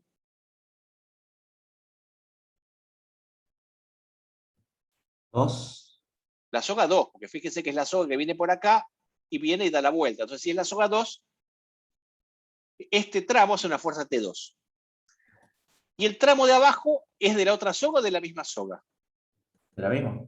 De la misma soga. Entonces, si es de la misma soga, hace la misma fuerza, quizás T2 para acá. Y el centro de la polea está unido con ahora sí, con esta otra soga, que es la soga 1, la soga que es más cortita. Y entonces, en el medio de la polea, la soga más cortita tira hacia la izquierda con esta fuerza que llamo T1. ¿Está bien? ¿Están de acuerdo con la fuerza sobre la polea móvil? Sí, sí. Sí. Buenísimo. Entonces, si ahora decimos, bueno, yo escribo las ecuaciones de Newton, las voy a escribir de acuerdo al sistema de referencia, ¿está bien? Entonces, ahora vienen los signos como mencionaba Agustín antes. Entonces, por ejemplo, si yo escribo las leyes de Newton en cada coordenada cartesiana, en la coordenada I para el cuerpo 1 tengo la normal y el peso. La normal, ¿qué tiene de malo esta ecuación acá? Hay algo mal en esta ecuación. Signos. Los sistemas de referencia. Signos. Claro, pusiste negativo el peso. ¿Y el peso cómo debería ir? Claro, Signos positivo. están al revés. Están al revés. Valenzuela, qué día, ¿eh? Entonces acaba más y acaba menos. ¿Está bien? Este es un tipo de error que no me trae consecuencias porque justamente como acá es 0, la sumatoria de estas fuerzas, me da lo mismo quién sea positiva y quién sea negativa si tengo estas dos. Pero si yo este error de signo lo cometiera en la otra ecuación, me compliqué la vida. ¿Está bien? Sí, sí. Muy bien. Entonces, en I me queda la normal Perdón, profe, negativa. ¿puedo hacer una pregunta? Sí, la que quieras, Marcos. O sea, me perdí un segundito ahí. ¿Por qué es negativa la normal? ¿Estás poniendo el eje negativo para arriba? Fíjate que yo estoy poniendo el Estamos I hablando de la positivo masa para 1, ¿no? abajo. Fíjate cómo puse No los había ejes visto acá. eso. Listo, Puse listo, este listo, sistema de gracias. referencia. Después te va a quedar claro bien por qué. ¿Está bien? Hice esta selección. Entonces, estas son las fuerzas. Y en X tengo una única fuerza, que es la T1, y eso va a ser igual a la masa del cuerpo 1 por la aceleración del cuerpo 1, que la pongo como la idea segunda en la posición. ¿Está bien? Como el cuerpo 1, la posición del cuerpo 1 solo está en el eje X, entonces la aceleración del cuerpo 1 simplemente me queda la componente X de la aceleración que la pongo como X1 dos puntos. ¿Sí?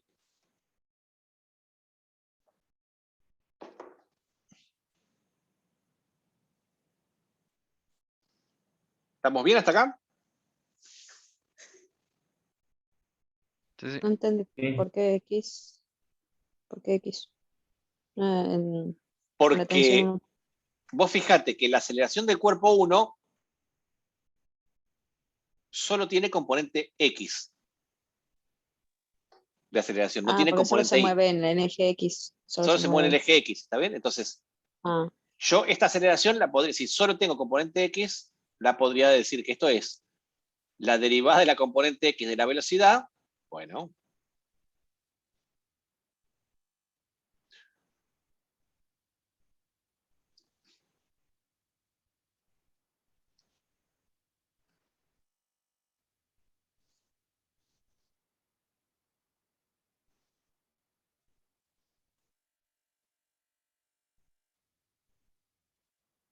O lo que es lo mismo,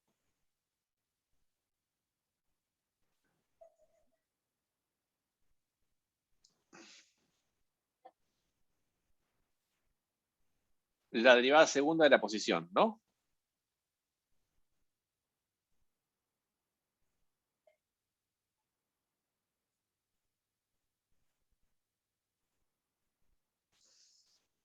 Ujú.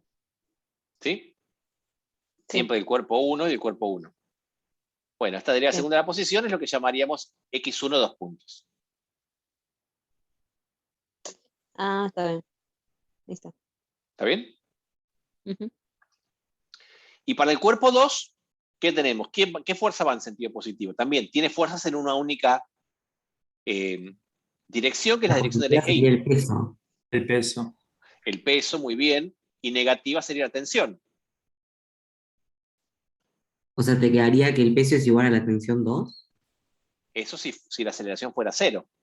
La segunda ley de Newton me dice que la claro. sumatoria de fuerzas es igual a masa por aceleración.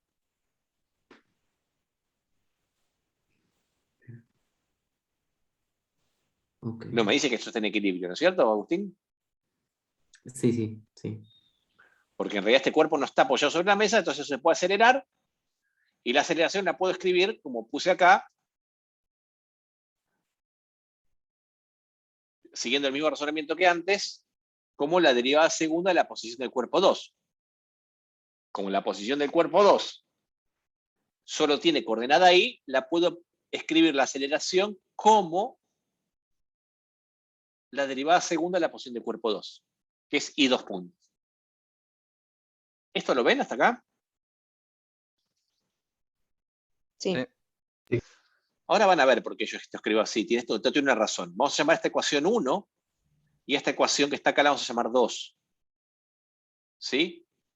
Después, si yo escribo la ecuación sobre la polea, fíjense que la polea, que es la polea móvil, tiene 2 veces la tensión T2 aplicada, o sea, aplicada hacia la derecha, o sea, 2 tensiones T2 en sentido positivo y una tensión T1 en sentido negativo. ¿Está bien? Como vos reclamabas, Agustín, que esta T1 era negativa, ¿la ves?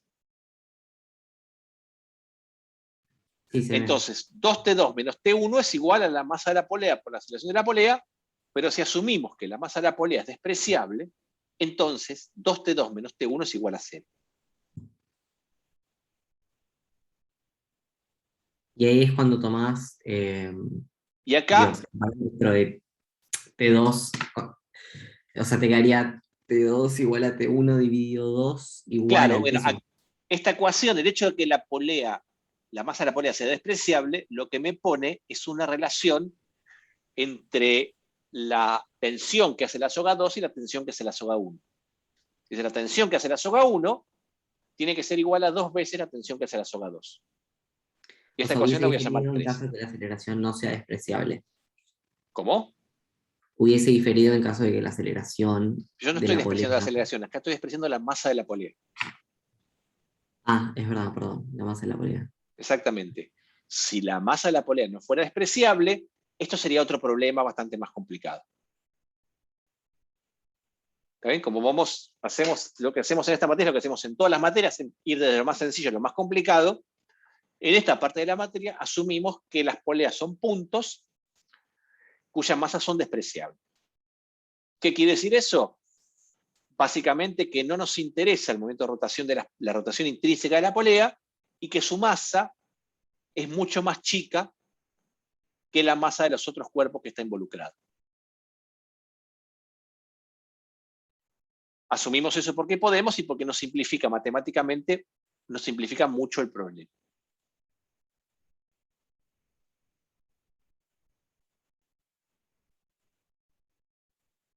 ¿Estamos bien hasta acá? ¿Preguntas? No. Sin preguntas. Muy bien, entonces, ahora lo que me queda es encontrar la ecuación de vínculo. ¿Está bien? Yo sé que el cuerpo 1 se mueve con una aceleración a sub 1, que es x1 2 puntos, y el cuerpo 2 con esta aceleración a sub 2, que yo la escribí como i2 2 puntos. Ahora, ¿cómo serán estas aceleraciones?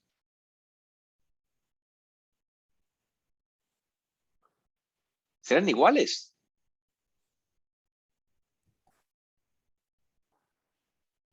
La respuesta es que no es trivial darse cuenta cómo son las Sin duda. aceleraciones. ¿Está bien? O sea, si mi problema es sencillo como este, entonces sí, las aceleraciones son iguales. Pero cuando uno tiene estas configuraciones un poco más complicadas, no es fácil darse cuenta cuál es la relación entre esas aceleraciones, y para uno poder hallar cuál es la relación entre esas aceleraciones, tiene que hallar lo que llamamos ecuaciones de vínculo. Y las ecuaciones de vínculo, uno las obtiene a partir de plantear que las sogas involucradas en el problema son inextensibles. En este caso, ¿cuántas sogas tenemos? 2. 2. Entonces vamos a tener 2 ecuaciones de vínculos asociadas a la soga. Una soga, que es esta soga que va desde M1 a la polea, y la otra soga, que es la soga que arranca en el clavo, da la soga a la vuelta a la polea A, da la vuelta a la polea B y se une al cuerpo 2. Para poder hallar las ecuaciones de vínculo, tengo que escribir las longitudes de cada soga, que yo acá la llamé, a la soga esta la llamé L minúscula, y a la longitud de la soga larga la llamé L mayúscula. Las vamos a escribir en términos de las posiciones de los cuerpos y de las posiciones relevantes de ese problema. Y acá entra en juego el sistema de referencia que yo elegí y que, si se fijan, están marcadas las posiciones principales de cada cuerpo. Fíjense que en mi sistema de referencia voy a llamar x1 a la posición, a la coordenada x de la posición del cuerpo 1 respecto de este extremo que es el 0, ¿está bien? O sea, x1 es esta distancia, básicamente, ¿lo ven? Sí. X sub A es la distancia que hay, o la posición de la polea A respecto de mi origen. ¿Sí? Con lo cual, en términos de estas posiciones, ¿cómo puedo escribir la longitud L chiquitita de la soga esta que me une el cuerpo 1 con el cuerpo A? La posición de la polea móvil menos la posición de la masa. Exactamente. Entonces, fíjense que lo que hago es eso, escribir L chiquita como XA menos X1. ¿Sí? Si esta soga es inextensible, cuando yo derive esta ecuación, la derivada de L con respecto al tiempo me va a dar 0, me va a decir que las velocidades de la polea y de la soga son iguales, y a su vez que las aceleraciones son iguales. Es decir, si la soga chiquita es inextensible, lo que me dice es que la aceleración de la polea A es la misma aceleración que la del cuerpo 1. ¿Eso lo ven? Porque las circunstancias geométricas son muy parecidas al problema anterior. Sí, se entiende. Sí. Ahora, si yo quiero escribir la ecuación de vínculo asociada a la soga larga, tengo que ser un poco más cuidadoso. ¿Sí? No mucho, pero yo tengo que pensar básicamente que la soga larga en realidad está formada por 3 tramos. Este tramo de acá abajo, este tramo de acá arriba y este tramo vertical. Entonces, esta longitud L la puedo expresar como la suma de esos 3 tramos. ¿Eso lo ven? Sí. Sí, sí. El primer tramo, ¿cuánto va a medir? De X a XF. De X a XF, pero yo lo tengo que poner siempre como si fuera un número positivo. Entonces XF menos XA. Tengo que poner XF menos XA. El segundo tramo, el de acá arriba, ¿cuánto va a medir? XB menos XA. XB menos XA, muy bien. ¿Y el tercer tramo? I2 menos I2. I2 solo. I2. Entonces, la longitud de la soga L mayúscula tendría que ser XF menos XA más XB menos XA más I2. Más I2, perdón. ¿Eso lo ven? Sí. Y entonces así me escribo la longitud de la soga larga en términos de sus 3 tramos, y cada tramo lo pongo en términos de las posiciones importantes de este problema. Ahora, yo derivo esta ecuación respecto del tiempo. La derivada respecto al tiempo, ¿cuánto me va a dar?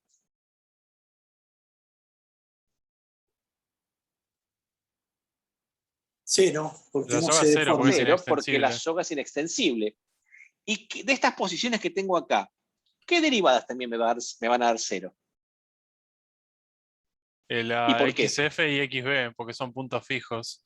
Porque son puntos fijos, entonces la derivada de XF respecto del tiempo me va a dar 0 porque la posición del punto fijo no cambia con el tiempo, y la posición XB de la polea B tampoco cambia con el tiempo. ¿Está bien? Entonces, si yo derivo esto, me va a dar 0, y si vuelvo a derivar, las que son 0 ya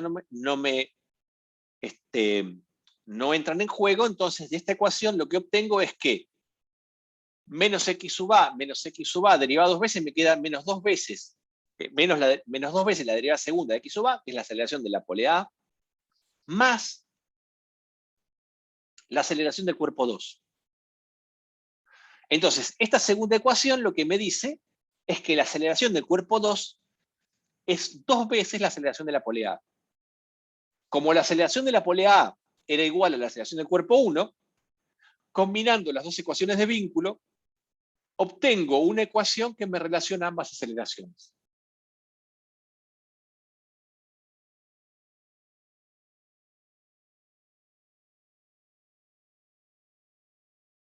Y es que la aceleración del cuerpo 2 es 2 veces la aceleración del cuerpo 1. ¿Eso lo ven? Sí, sí. Sí.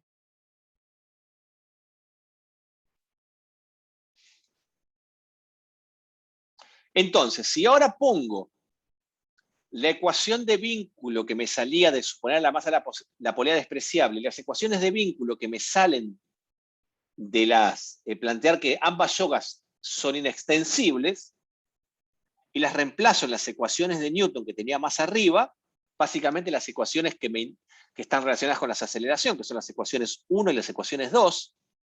Es decir, si yo reemplazo ahora 3 y 4 en 1 y 2, fíjense que me queda un sistema de dos ecuaciones con dos incógnitas.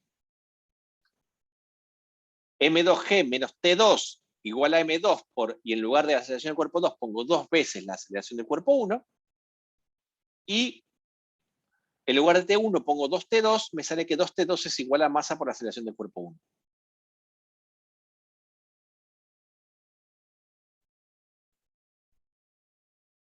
¿Sí? Entonces, ¿cuáles son las dos incógnitas que tengo acá en este sistema de ecuaciones?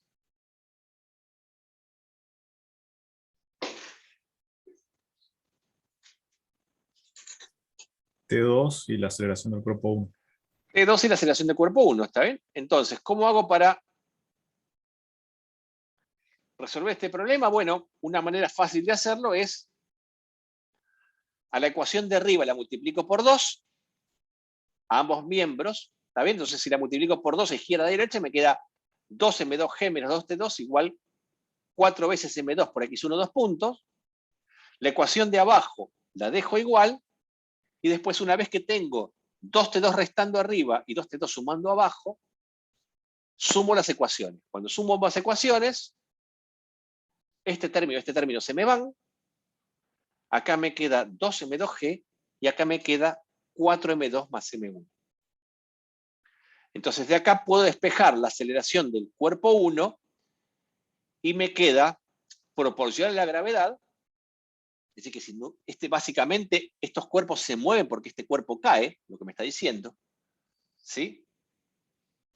Y la relación de inercia del conjunto es esta relación entre las masas, que no es una relación trivial, es 2m2 más 4m2 más m1. ¿Sí? Como la aceleración del cuerpo 2 era el doble de la de m1, entonces simplemente me queda el doble. Y si yo reemplazo la aceleración del cuerpo 1 en la ecuación 1, saco la expresión para la tensión de la soga 1. ¿Estamos bien acá? Entonces uno podría dejar el resultado acá, pero siempre le queda una vuelta de tuerca y dice, che, bueno, me habré equivocado, estará bien, ¿tiene sentido esto? Para ver si estas expresiones tienen sentido, ¿qué es lo que uno hace? Analiza los casos límites. ¿Está bien? Dice, bueno, ¿cuál es el caso límite? Supongamos que la masa M1 fuera 0. ¿Qué espero yo si la masa M1 fuera 0? O sea, si este cuerpo no existiera. Que la masa 2 caiga, La masa 2 va a caer libre. sin ninguna ¿Y va a caer resistencia. con qué aceleración? 9,8. Con la aceleración de la gravedad. La gravedad. Y si la masa 2 es la que fuera 0, ¿qué debería pasar con este cuerpo? La masa 1 no se va a mover. La masa 1 no debería tener aceleración 0, ¿no es cierto? Entonces me fijo acá, y digo, y me fijo, mirá, si la masa M1 fuera 0, y pongo 0 acá, ¿está bien? Si la masa, bueno, acá no tiene sentido, pero en el cuerpo M2, si la masa M1 fuera 0, ¿sí? Este término no está, 4M2 dividido 4M2, me queda 1, y la aceleración del cuerpo 2 es más o menos G. Y la tensión T1 valdría 0, porque al no tener cuerpo M1, no hay nada que me tensione la soga, entonces T1 vale 0. ¿Está bien? Y si la que fuera 0 fuera M2, entonces la aceleración de cuerpo 2 sería 0. ¿Sí? La aceleración de cuerpo 1 también, y esto, como me dijeron acá, directamente el cuerpo 2 no existiría y el cuerpo 1 se quedaría en reposo, porque si la aceleración es 0 y la velocidad inicial es 0, eso se queda en reposo. ¿Está bien? O sea que el resultado no, digamos, yo asumo que esto está bien, tendría que revisar las cuentas, pero por lo menos estos casos extremos son consistentes con lo que uno espera de la física del problema.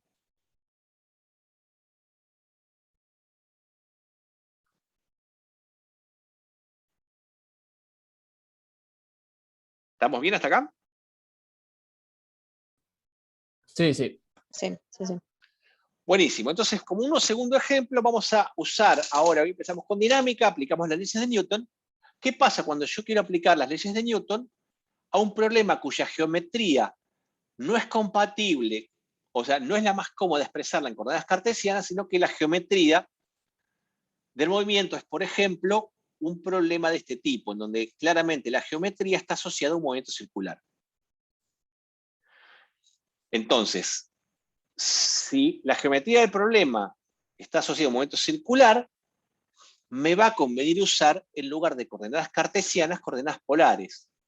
Entonces yo tendré que escribir las ecuaciones de Newton, sumatoria de fuerzas igual a masa por aceleración, de la misma manera que antes, pero en vez de descomponer los vectores en coordenadas cartesianas, tendré que descomponer los vectores en coordenadas polares. ¿Está bien? Es un problema que dice, bueno, yo tengo una partícula que la pongo acá en la cima de este casquete, la parto apenas un poquitito y a medida que va cayendo, este cuerpo va a ir cayendo y probablemente se vaya acelerando. La pregunta que nos hace este problema es si podemos hallar la dinámica del problema, una variante de lo que es la velocidad en función de la posición, que es hallar θ punto, la velocidad angular, en función del ángulo. Y además, si podremos estimar cuándo se despega. ¿Está bien?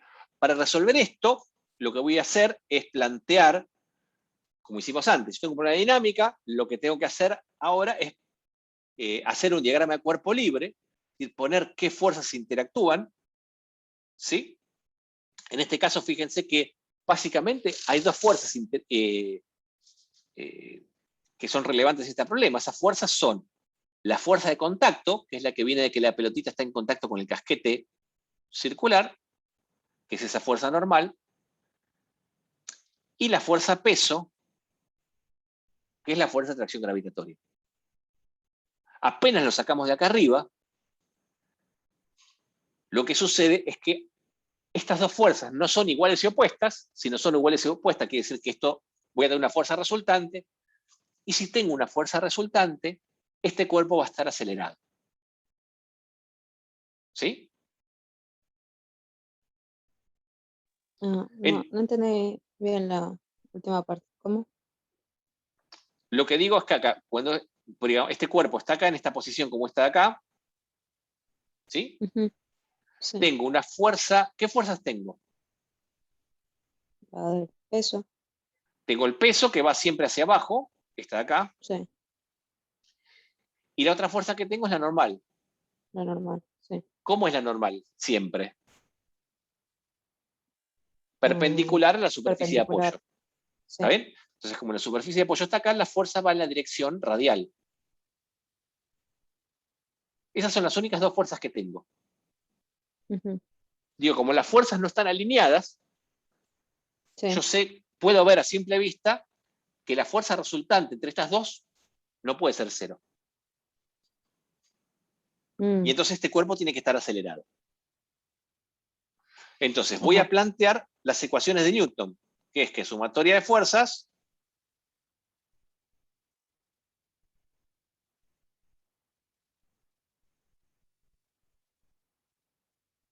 es igual a masa por aceleración.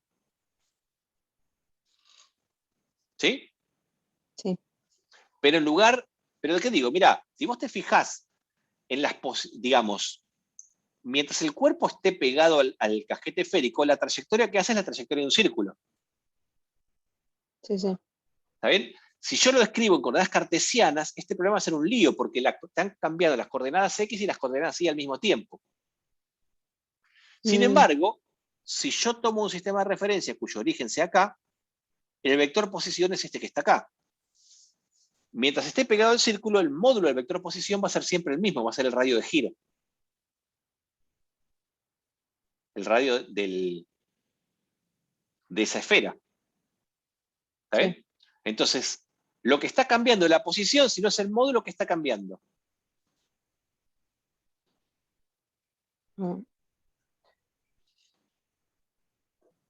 El ángulo.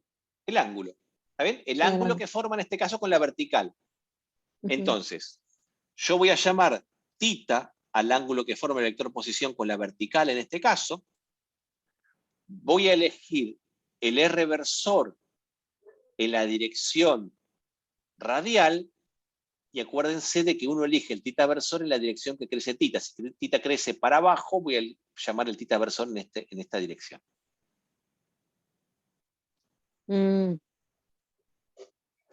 Sí, sí, ahí está. ¿Estamos bien? Sí. Entonces, hice mi diagrama de cuerpo libre, elegí mi sistema de referencia. Mi sistema de referencia lo voy a usar en coordenadas polares y voy a escribir las ecuaciones de Newton en estas coordenadas polares. ¿Está bien? Nada más que las direcciones relevantes ahora no van a ser la dirección del eje X y la dirección del eje Y, sino va a ser la dirección radial y la dirección en θ. Entonces, en la dirección radial, ¿qué fuerzas tengo?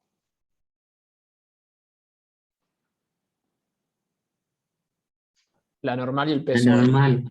Bueno, y el peso en R. Sí. ¿Y el peso en R cómo lo escribiría? ¿MG por el coseno sería?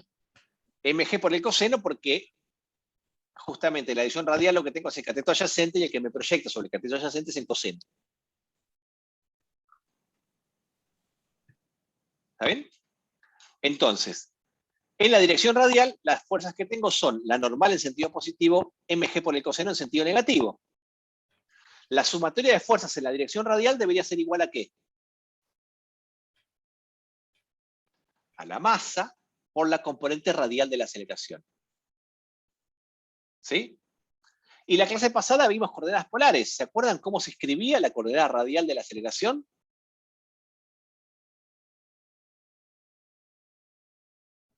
Ahí no la tengo, pero creo que era... No me acuerdo. Menos R algo. Era R2 puntos menos R θ punto cuadrado. ¿Está bien?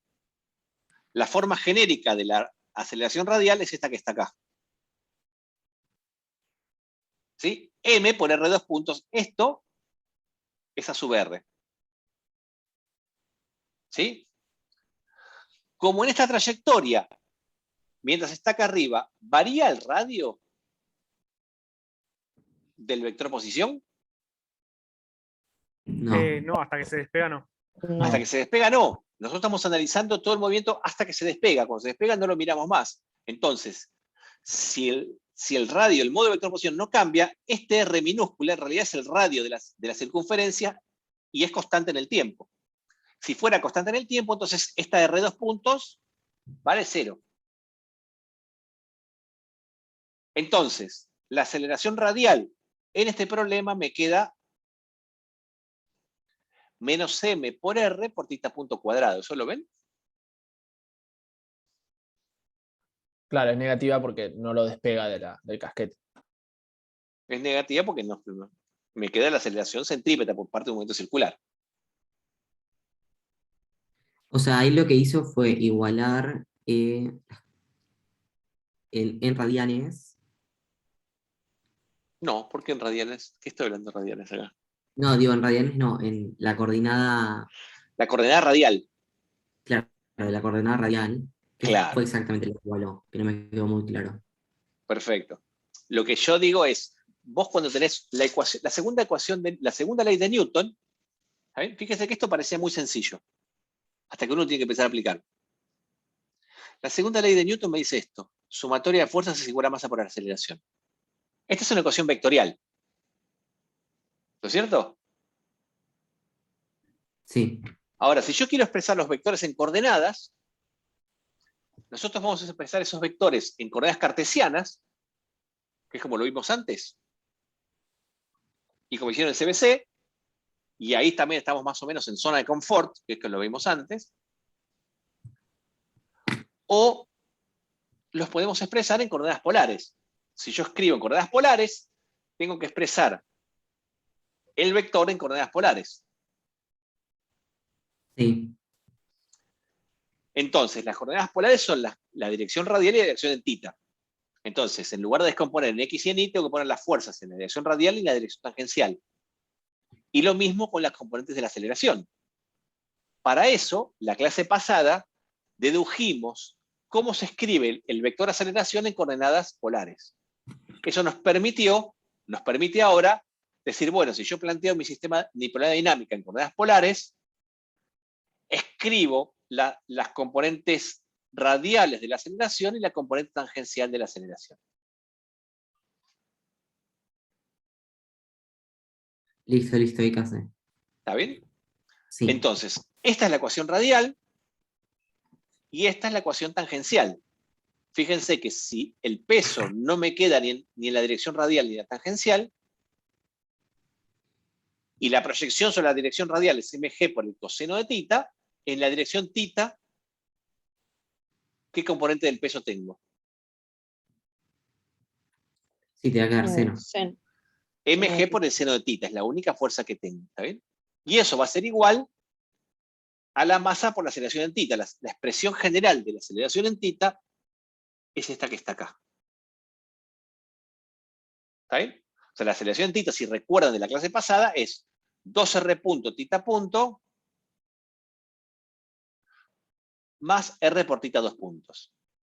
Ahora, si en el tramo de la trayectoria que estamos analizando el módulo de vector posición no cambia, y es igual al radio de curvatura, a r mayúscula, entonces, r punto, ¿cuánto vale?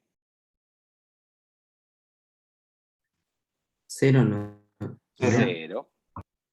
Y esta r minúscula es igual a r mayúscula, entonces la componente θ de la aceleración es esta que está acá. Y esto no es otra cosa